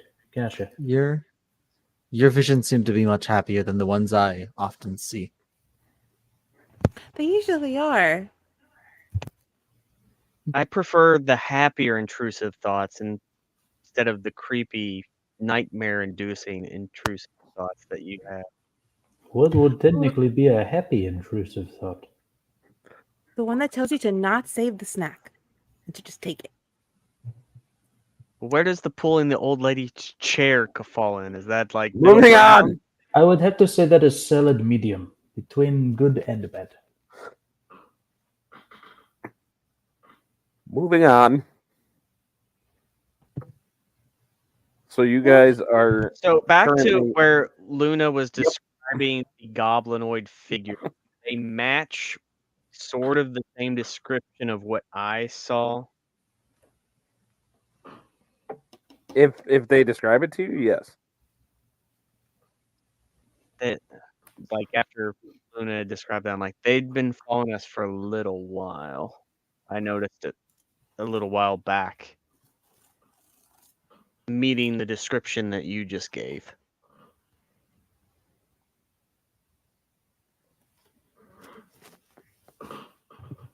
Are out of above game? Are goblins common in the slums? Oh yeah. And are goblins, kobolds, and all of the kind of more mischievous types are pretty common down here. And are they vicious or in nature, like outright attacking people? Or no, like I will say that I have done away with most of the preconceived notions of who is outright evil and not, as to not just stereotype entire, BCs, as I think they are called now. Yes. Goblin WG. But I will say that in general, goblins and kobolds do have a habit of joining up with the gangs more, just because they are kind of known for being a little on the easier prey type side. So whether together or with other groups, whatever, they just seem to band up with whoever the biggest and strongest in the area is. I will say in this moment, because you guys have been going, and this artificial sunlight has been pretty steady, as it usually is. But you guys are getting right to the time that you expect to hear it, and then you do kind of just hear this. They do their best to have it be a kind of like calming chime, but you guys kind of all just know it as more or less the time that they turn the sun off. So you guys notice outside the bright approximation of daylight kind of fades, and more of a silvery type light comes on that is significantly dimmer, and to kind of simulate nighttime.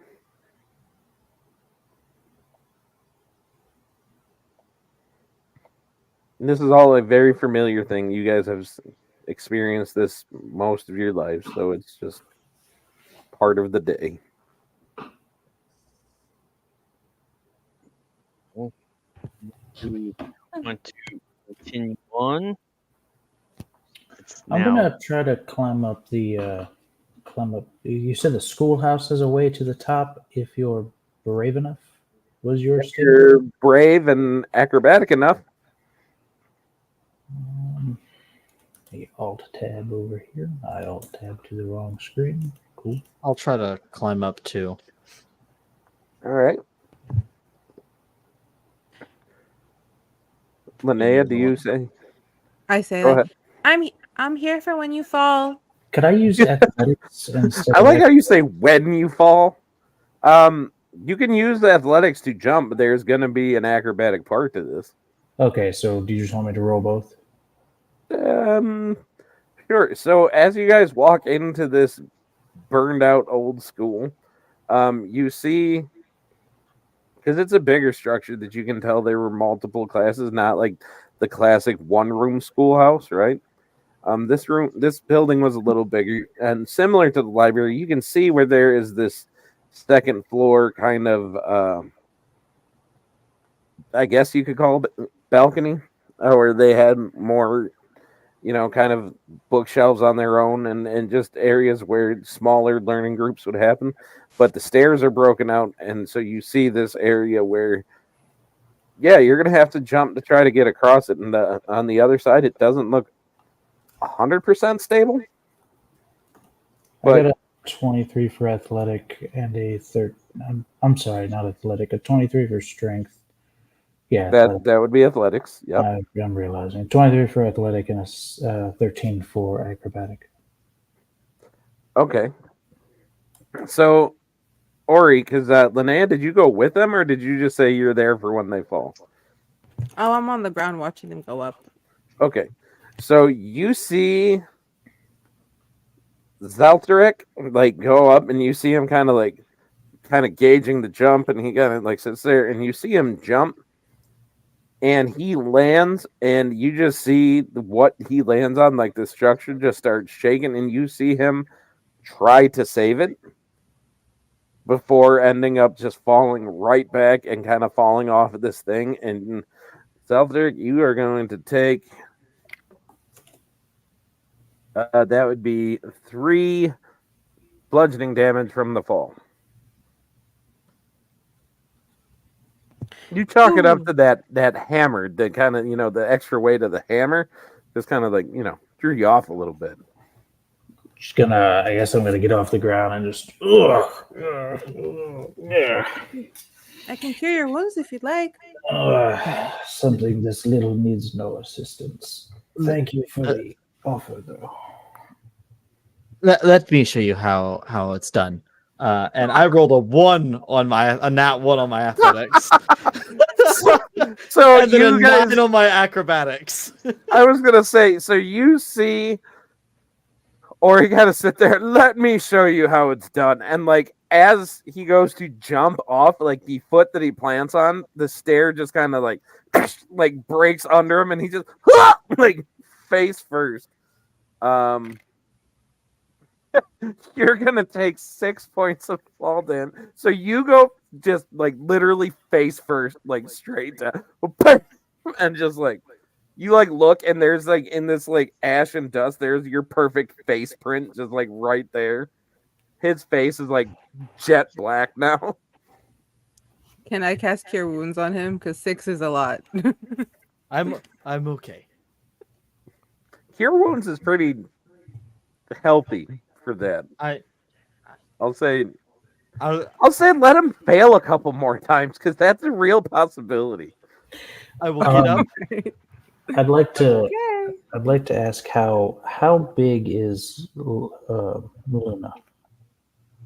Is she Linnea? small? No, Luna. Oh, Luna. Oh, You're not considered small. Watching the two fall, I just like look over at Luna and just look up and just kind of like do the shoulder shrug, like I'm not going up there. It's ridiculous. Look at this. Listen. Look at you fools. I mean, it looks. Look at that piece right there. It's sticking out. It's like a spike. Who would want to fall onto that thing? And it's dark. How far do you expect to see in the dark? On top of a roof, maybe 120 feet at best.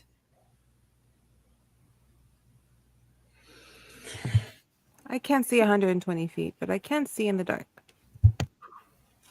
Out of curiosity, I know I wouldn't have seen a lot of animals, but would I have seen any like rats, different things that I could maybe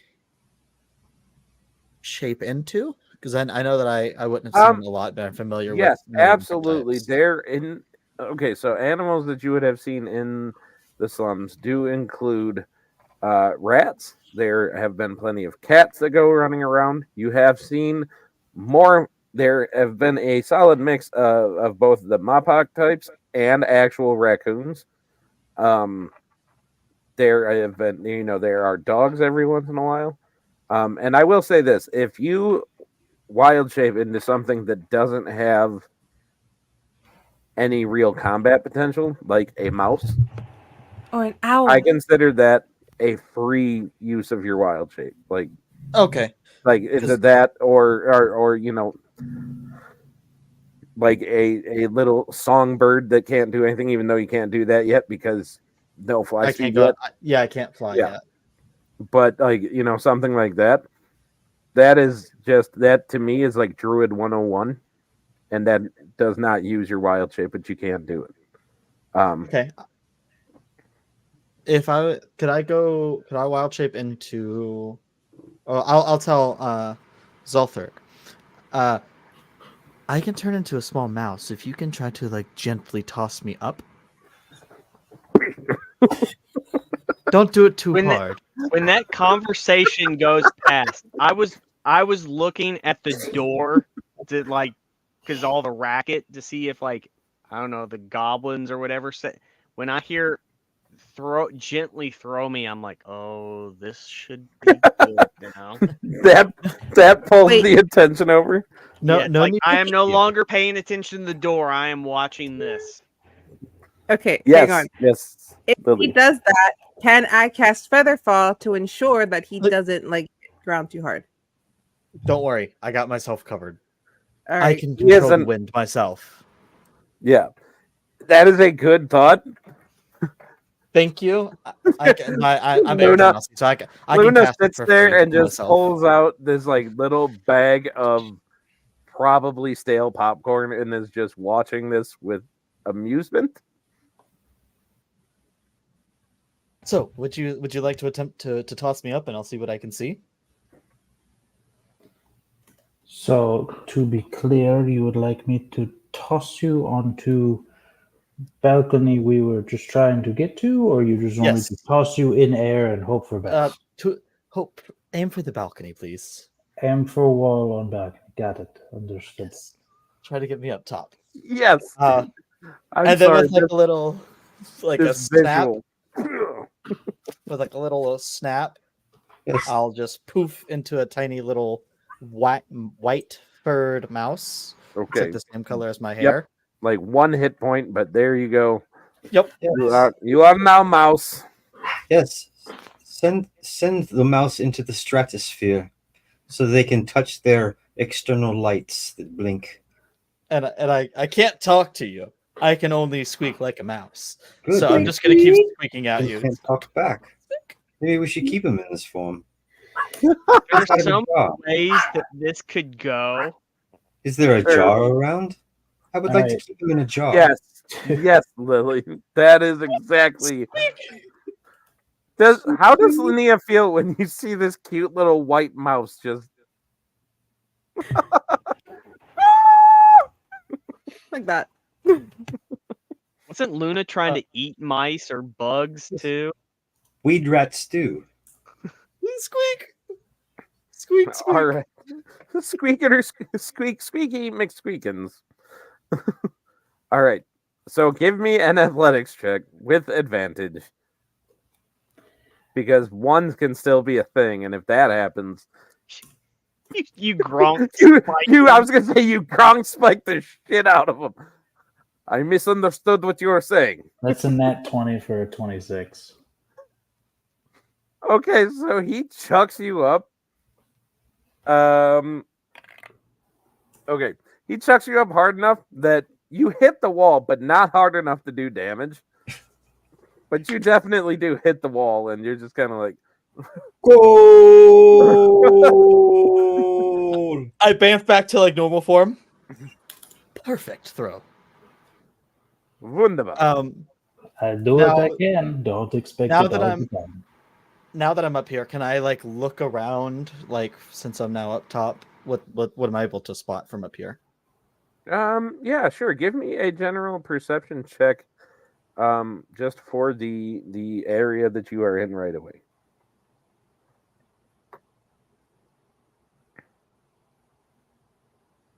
That is a 14. Okay, so with a 14, you find a chest that you just kind of barely make out. And then you do see kind of in the unlit corner, you kind of just barely make up the first couple stairs of something leading to what on the exterior you would recognize as this little, like, kind of was a bell tower. Okay. Can I open? Is the chest open, or does it look locked or anything like that? It looks closed.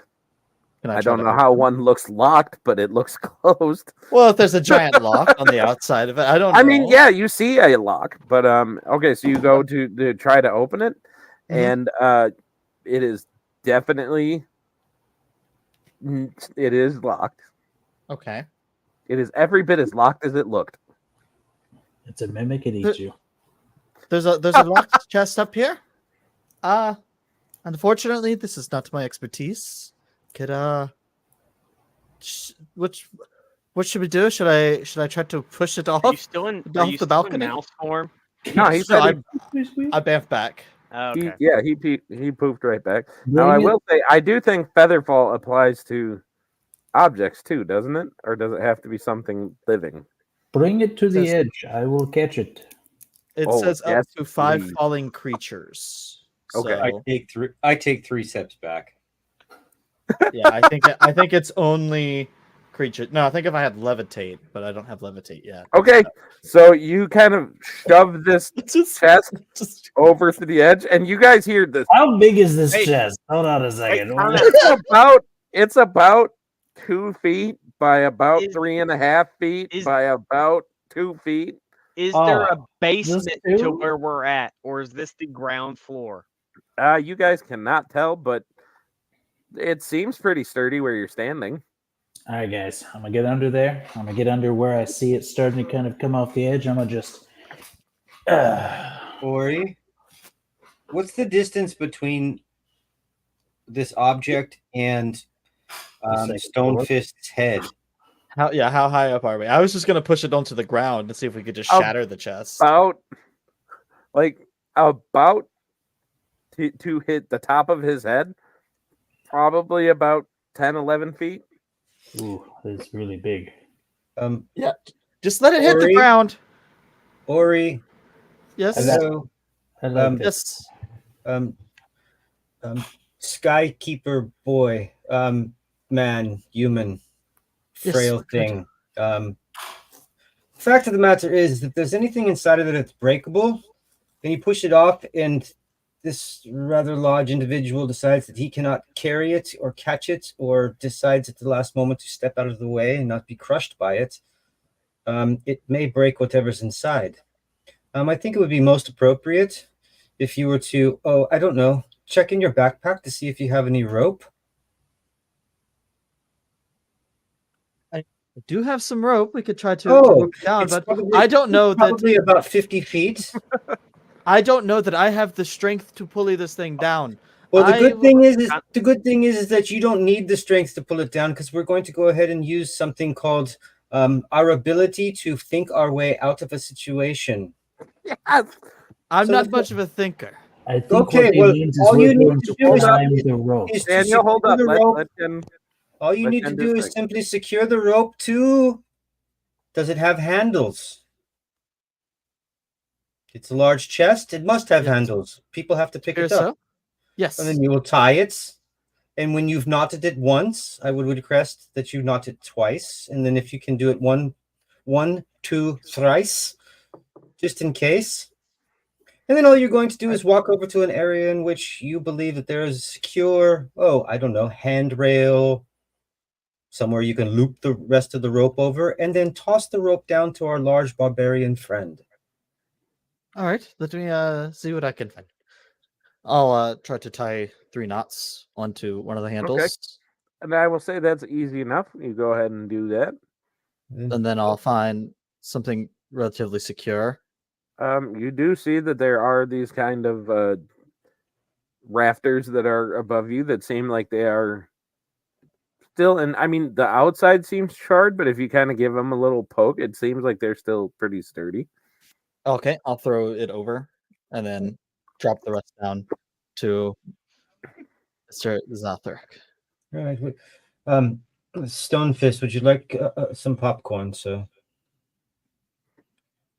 this is Yes. quite unique in flavor and texture, more like styrofoam, but it is the packaging of some common delivery items, but it'll be okay. I'm going to go ahead and step back, but if you need help, I can possibly add some strength. But I guess we'll find out. I think don't my have a only scale. concern at this point would be if I am not heavy enough and it just lifts me off the ground. Well, then the best thing to do then, again, logically speaking, is once the rope has hit the ground and you've coiled out approximately 5 to 6 feet of rope, all you will need to do is to go ahead and lash that rope to something sturdy on the ground. So once it's lashed, again, tie a few knots onto it so that if it does come off the ledge, you are not able to keep it. Let's say that it weighs 500 pounds and you only weigh 300 pounds, and your ass comes off the ground. You will only go about 3 or 4 feet in the air before you probably let go, and this thing will only fall 3 or 4 feet and not hit the ground. And from that point, we could figure out another way in which we can lower it down. Beautiful. I say let's give it a try. I wait for the rope to come down. It's down to you. Okay. I'll watch the rope from up here to make sure it doesn't snap or fray. I'll let you know if it begins to appear damaged. It is not afraid. It's a confident rope. Then I'm going to go look for a pillar or something that's within Sure. a couple feet that looks like it's not rotting away. Yeah, you do find one that aside from the exterior of all of the wood in here looking charred, and where whatever fell through the roof and stairs and floor, where you guys see this kind of like chunks of metal and shit and blah blah blah by the stairs that you guys were trying to jump over. Like all of the wood in here seems like it's still relatively sturdy. It's charred timbers is what it is. So once you char the outside, inside is still fine. So yeah, within about 6 or 7 feet of you is a pillar that you can tie some of the rope to. Now, out of game real quick, how is this thing tied up? So is one end's tied to a handle, one end's tied to what he's got a handrail up there? No, he It's attached like to a looped. rafter. Yeah, it's like looped over the rafter down to you, so you can kind of like, you'll have like the rope down there. I'll push it over as you're holding the rope, and you'll just kind of like let it go Gotcha. a little bit to slowly lower it down. Gotcha. So what I'm going to do is I'm actually going to wrap the rope around the pillar twice, 3 times. How much rope do we have? 50 feet in total is how long, and I don't know how much it took for me to do my stuff up top, but I'd say at least about 15 feet for me to knot and to throw over the raptors and drop down, and then the 10 feet to get down to you. So you'd have about 25 feet or so to work I with. will just make it easy for you guys. You guys have more than enough rope to do what you're looking to do. Linnea, yes, you can roll perception to see if anybody is watching. That is an 18. Okay, with an 18, you catch the eyes of some curious bats and mice, but there is no actual creature that is watching you outside of that. Okay, if she sees the bats, immediately is like, I'm so sorry you guys get such a bad reputation. I have bats on the mind. Anyway, I'm going to wrap the rope around the pole 3 times, keeping tension on the line going toward the chest. Sure and thing. then I'm going to go where the rope comes off the pole in the, in the loop, keeping tension on that. Yep. That way, when he pushes it off, I'll just slowly release my end, and then it'll coil back and then lower the chest. All right. So you do so. And after a little bit of a give with the fact that you guys engineered this the right way, I won't even make you guys roll for it. You guys lower it, and now you guys got this chest down on the ground where your rogue could unlock it if they so choose. Good idea, Luna. If any of you are down there are capable of opening and looking inside, it might be worth our time. You never know what neat things you can find hidden away.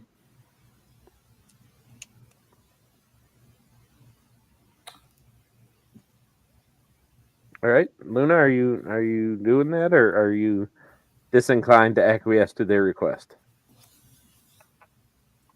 18. 18 to unlock it. That is plenty to unlock. So you twist your thieves' tools, and you hear the satisfying click. Step away with it. Step away from it, or walk away from it. I will be 10 feet away from it.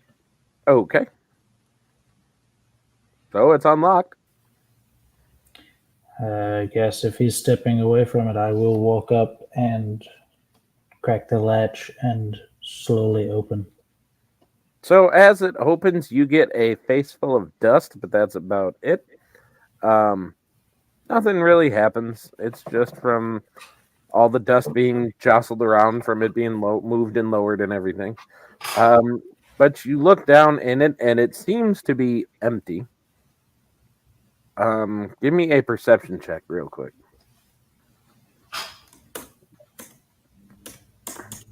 Can I give him guidance? Absolutely, you can do that. We He got walks 2 over guidance and gives him points. guidance. You get a pat on the back to get an extra D4. Dope. And then D4.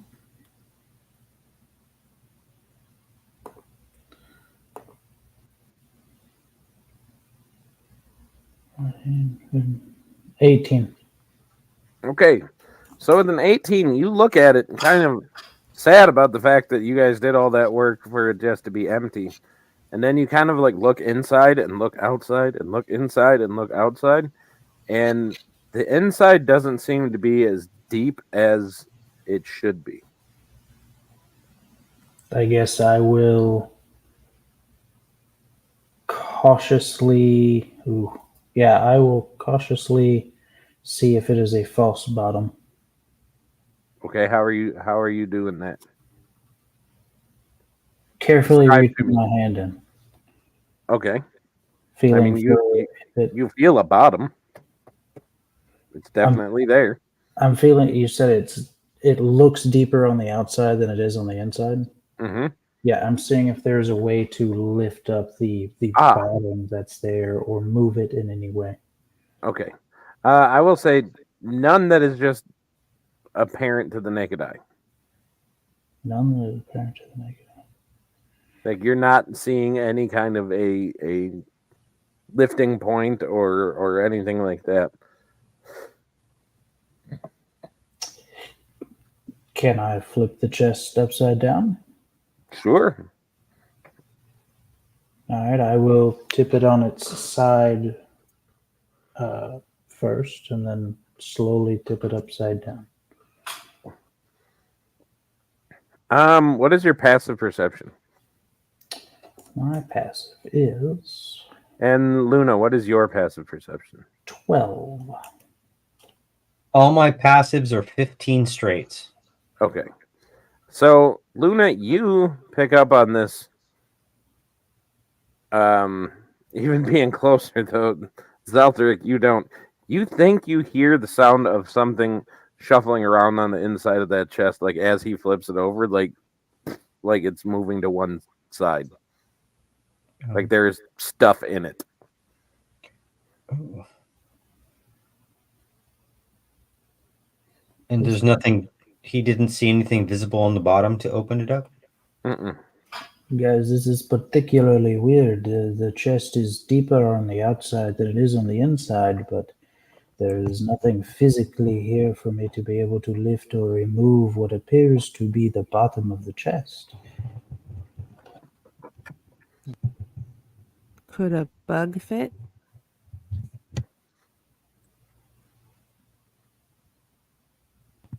I'm saying, could like a small enough bug fit in there to see? Nope. Okay. How goes it down there? Is there anything in the chest? It is a mystery, my friend. The chest itself looks deeper than it really is on the inside. Just out of curiosity, who has the highest investigation? I have a +0.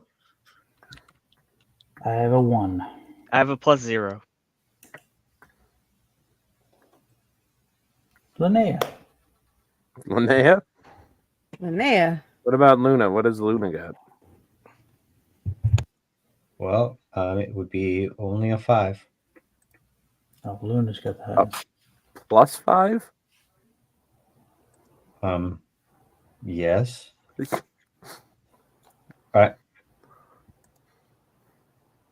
I took one of it as it's given as a proficiency. Yeah, absolutely.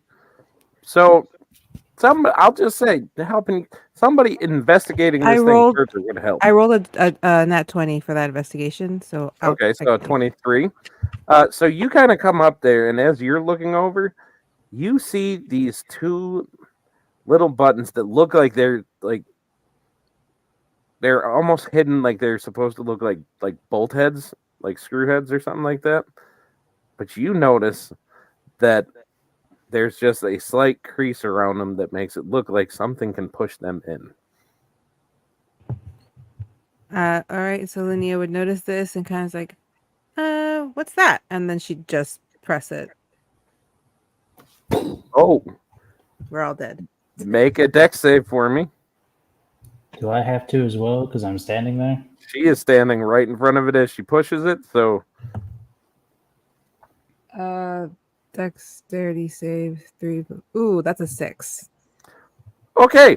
So as you press it, you're like, "What's that?" You feel this sharp prick like right in your neck,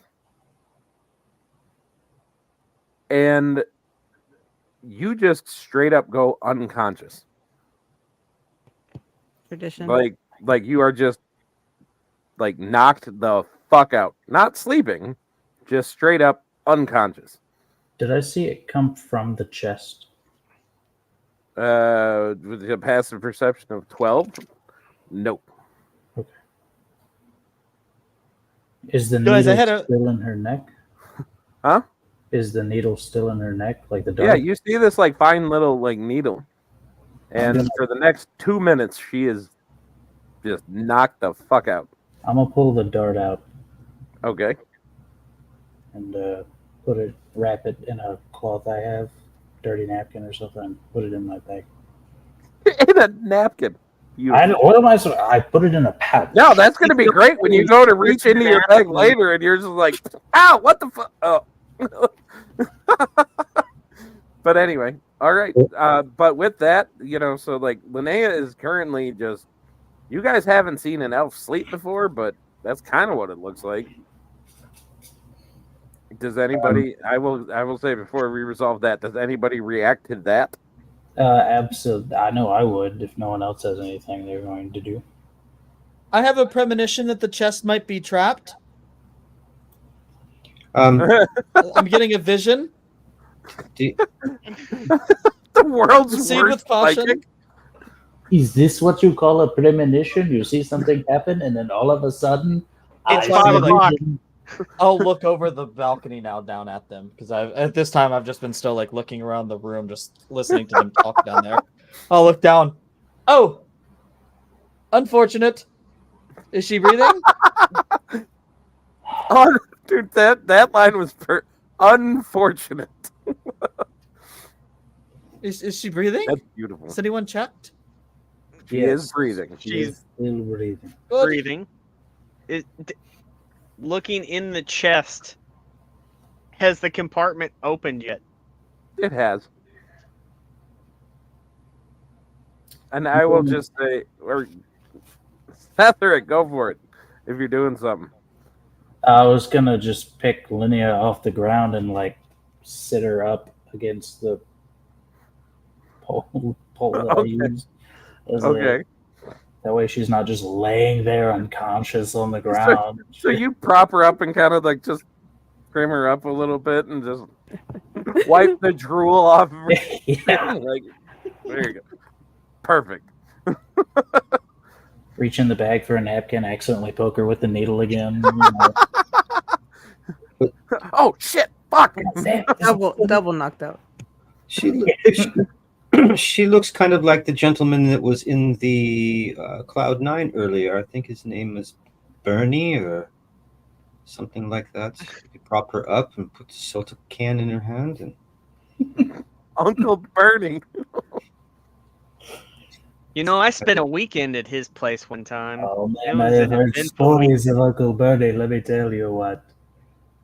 He was crazy, Now man. I'm just remembering the great outdoors. You had them taking pictures with a dead guy? Anyway. If you all have it under control, Is my book still floating? Because I had put that it was floating, but Yep. would it still be there? Okay. Yep, and I will say you guys see the book kind of come and like dink dink like right on their heads, just kind of like book doesn't comprehend, she's knocked out. Sage is trying to wake me up. It's okay, book. It's okay. So what's in the chest now that it's opened up? Okay. So out of the chest you guys get a cloak. This little leather, seems like a coin purse. And you guys find these like 7 bags. are any of them made from Tarask genitalia? No. nor are they made out of Cerberus scrotums. That's what I was. There you go. Cerberus. They are not made out of Cerberus. I don't even think it was scrotum. I think it was Cerberus foreskin, and I don't it was think that. taint. I think it was the taint. Nope. This one, it was either the sack or the foreskin, one of those two, that his character made apparently fashioned a bag out of one. But no, they are just they do seem like they're very pristine leather bags, and they all have kind of a similar symbol on. I'm not going to say the front. I'm saying kind of on the back, the part that would go against your back, because they are obviously backpacks. They all have this kind of same similar symbol there. Yes, Daniel. Can I untie the chest and tell Ori to tie? If he can't get down, to tie the rope around his waist, and I'll just do the same thing I do with the chest to get him down. Well, you got to see what he wants to do, because If he wants to come down. I mean, he do him. There are some stairs up here that are leading up further. They might be worth checking out if you all would like me to, or I can come down there and join. Well, Whatever, don't click any buttons. Go ahead. Have at it. Just keep on going. If you get into any trouble, make sure that you scream out loud. Make a What gust to of do? wind. You'll hear some. If anything comes my way, you'll probably hear some blasts. If you hear that, and you hear screaming, look to the sky. You'll probably see a flying blue man, and that's the sign that I need help. Oh, Laugh all or around. laughs. We are all over that. Can I get the blanket to put over our friend here so she doesn't get cold? I think Why I'm is that supposed to be book up hitting for her on like the 2 head? minutes. Bing, bing, bing, bing, bing, bing, bing, bing, bing, bing. If I have to Causing tell the good book to damage. get okay, she will wake No. up. But You see her head kind of go from like this way to just like slumping over, and the book is still trying to like. I'll head up the steps. And I will to the say, bell like, tower. for those of you guys watching the book, for the first time, you guys get the feeling that you're seeing a worried book, if that has ever been a thing. why does that book seem worried? Like I'm getting worried feeling from book. I don't understand.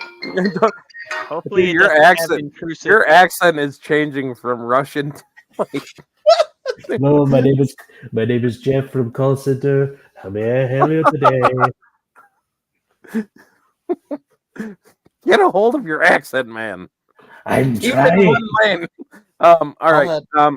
So the closest thing you have to a blanket is this cloak that was in the thing. That if you have it, She lives here and there's no bedding materials? What is she like? no, like I'm stupid? saying right here on you. If What, you guys is want to she go poor or back something? across the thing and grab her blanket, you guys could do that too.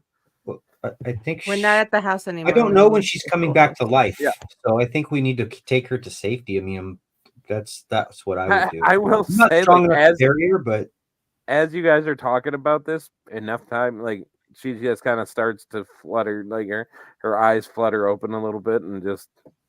I will say, Lily, though, Linnea has like. Lily knows what this feels like. Linnea probably won the worst like tequila hangover ever. I got this. I so got this. Lydia starts to kind of wake up, and it's just this me like, oh,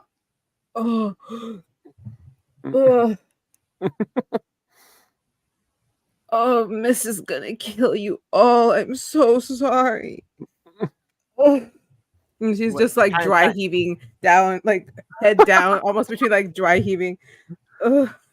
Wait, time out. I'm Mi- sorry. Who is going to kill me? Why is Mist going to kill us? You're the one that pushed the button. I know, but she's not gonna care. Dude, I feel like that got too real because now I'm remembering every single time I've gotten hungover on tequila, and that's pretty much how you wake up. Well, here, let's just not tell Mist what happened. and nobody dies. But All a right. word of warning: don't just randomly hit any button you see. Button Can I cast bad. Cure Wounds on myself? Button Mm, bad. You feel with the book whacking you in the head with knowledge. This would be more of a lesser restoration thing. I was like, I You are definitely you are coming off of being poisoned. So yeah, just full on. I will say for the next hour in game, you have disadvantage on con saves. All right. So she's just nauseous at this point. It's Yep. it's just that nausea where like if I bend over, I'm going to throw up. So just stay upright. It was just cleric. If you're not feeling well, I always tend to think maybe you should think about this rather just as good as you can get into your brain. Not feeling well sometimes, I tend to think about a greasy pork sandwich served in a dirty ashtray. Tends to help me out. Thank you for the help. But wait, wasn't I it 10 minutes appreciate ago it. you were eating bugs? That's correct. A greasy pork sandwich served in a dirty ashtray is much more appealing than some of the vermin and rodents and things that I've consumed over my lifetime. I just get this visual of like a little cockroach leg like sticking out of his lip that's like twitching like You have a cockroach leg in your tooth. Well, I rolled lower than a 15. I'm throwing up. That's smart.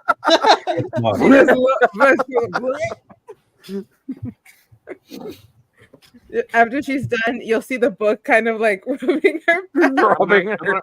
I'm gonna roll a deck save so I don't get throw up on. So you don't get threw up on. All right. So to get out of that conversation, back upstairs, Ori, what are you doing as you just hear Linnea just Well, the last thing that was said to me was, "Go on up the tower, go do your thing." And me being like not good at talking to people that well, like I'm just kind of like blunt honest. I take everything at face value. So Luna told me to go up, so I'm gonna go up. I'm just gonna. So you go up this small little set of stairs, and it comes to a ladder that's going up to a trap door. Okay, so as you start climbing the ladder, give me a I'm going to say a wisdom save at disadvantage. A wisdom save at disadvantage? Yeah.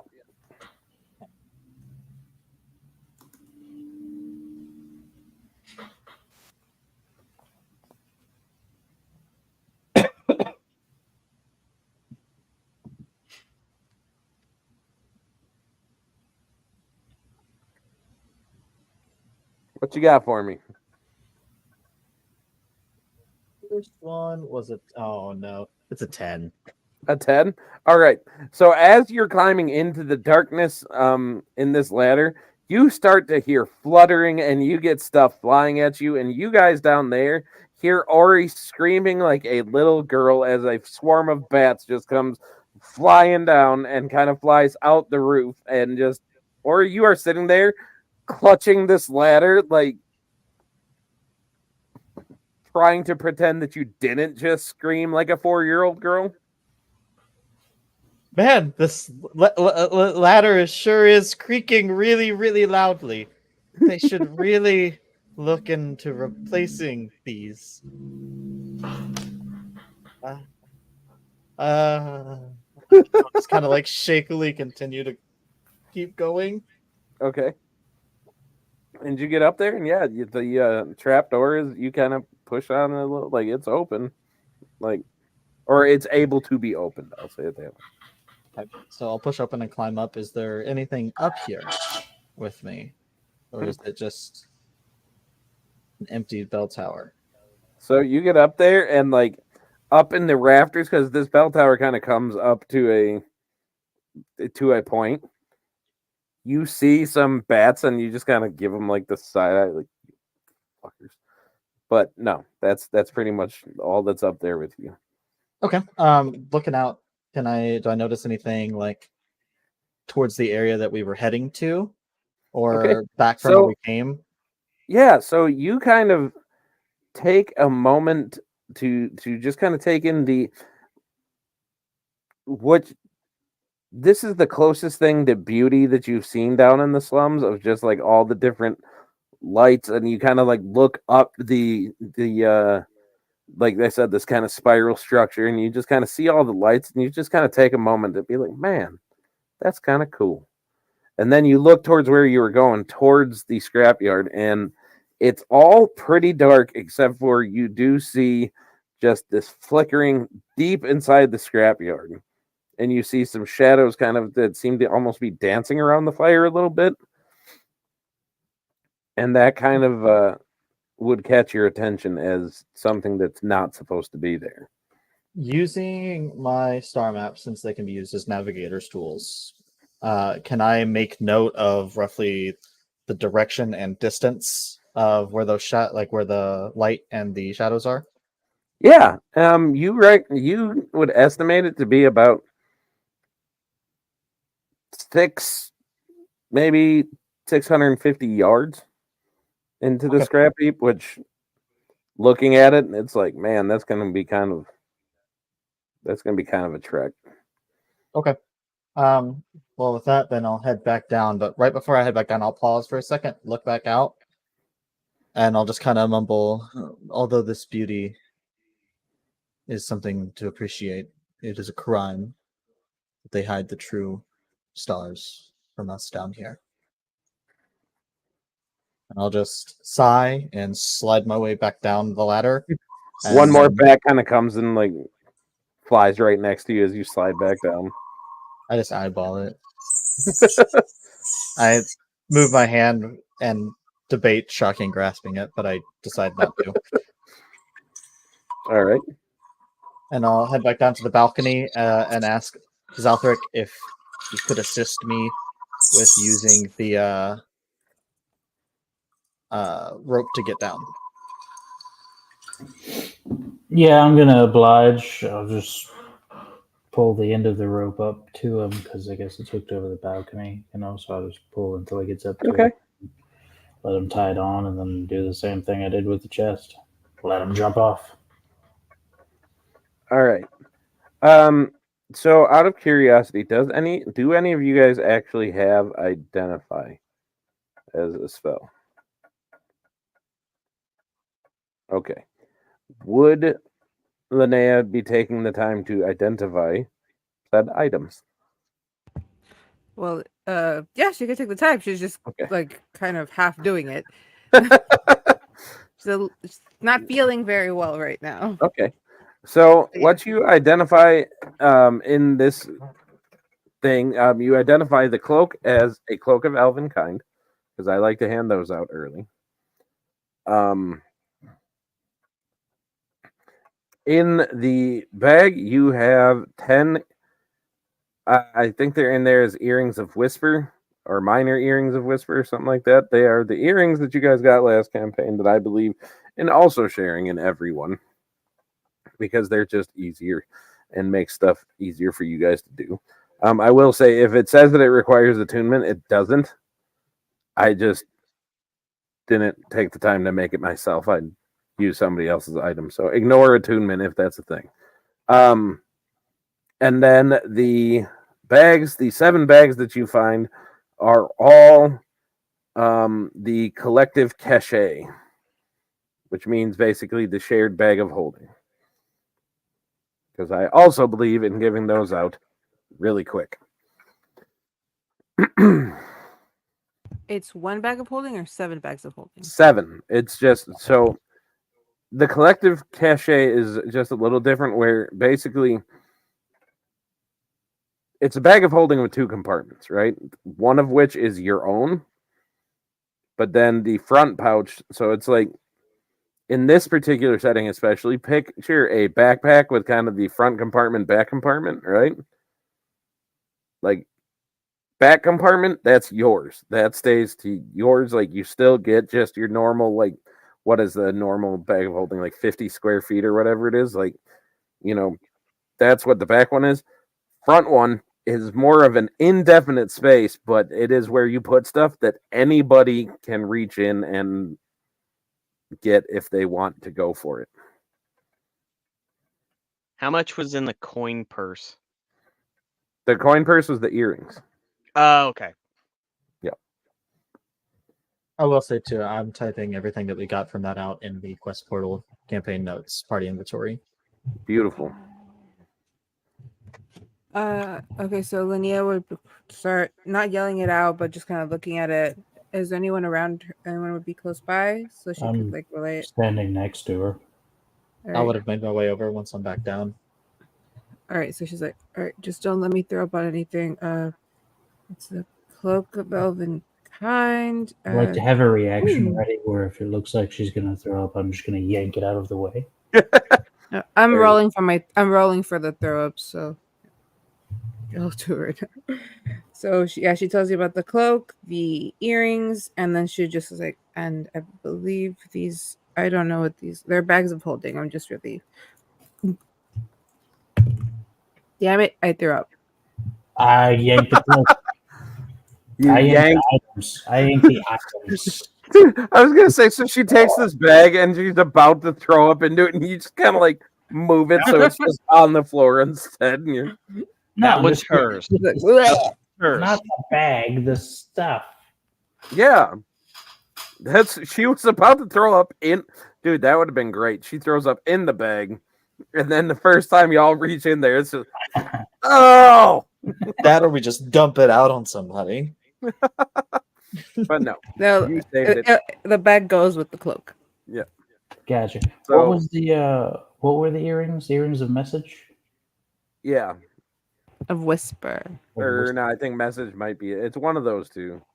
So Look at that. It's let everybody know when you minor find whatever. there's Whisper. There you go. Thank you, Critical Role. looks like there's enough for all of us to have a set of earrings in a bag. It's almost like the gods have smiled upon us today. Gods, Laughed in certain Stars. situations. I believe the stars meant for us to find these.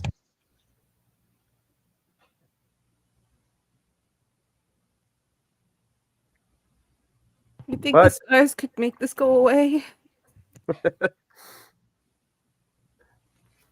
I could attempt to make you feel better, but I don't think it's going to cure your nausea. All That's she needs okay. is a really greasy breakfast and some orange juice. The most I can give is a inspiring word. She's rolling. That's a 4. I throw up again. Oh Lord. Awesome. But with that, with you guys having found that stuff and getting to this point, I do think that this is a pretty good stopping point. So with that, I will say, Joshua and Amy, I hope that you guys get to feeling better. They were unfortunately feeling a little under the weather. That came on quite suddenly before they logged on. Sometimes food poisoning happens. We hope that they both get better and that we can see them. We are not going to be playing next week for all of you at home. Next week, we are going to be taking the week because 2 of our number are going to be gone doing their thing. So rather than getting started on this mission, being down 2 more people or 2 other people, we're just going to go ahead and say next week, no session. Who knows? Maybe we'll do a little D&D discussion or something like that, but we will not be playing a normal session. We'll discuss what we're going to do. Maybe a little Q&A type thing might be good. You know, little bonding time, little learning time. Yeah, no actual regular session next week. We will be back the following Monday. What is the date of that following Monday? Patrick, give me a date. Hold on. What's that? The 30th. The 30th. We will be back on the 30th.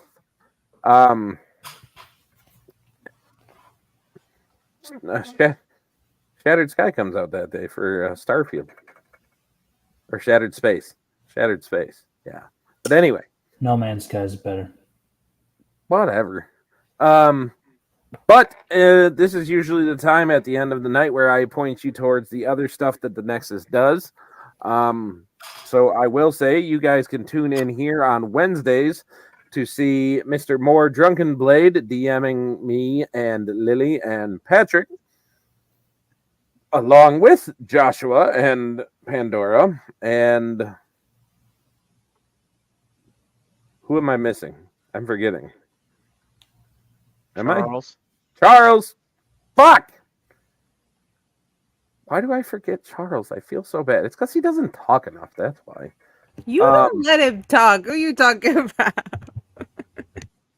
I'm not used to it. Either way, you can come and see us over there where we are. Ken is DMing us. We are playing our way through the Shattered Obelisk. You can come and watch probably some heavy RP this week because we got a little bit of party drama going on.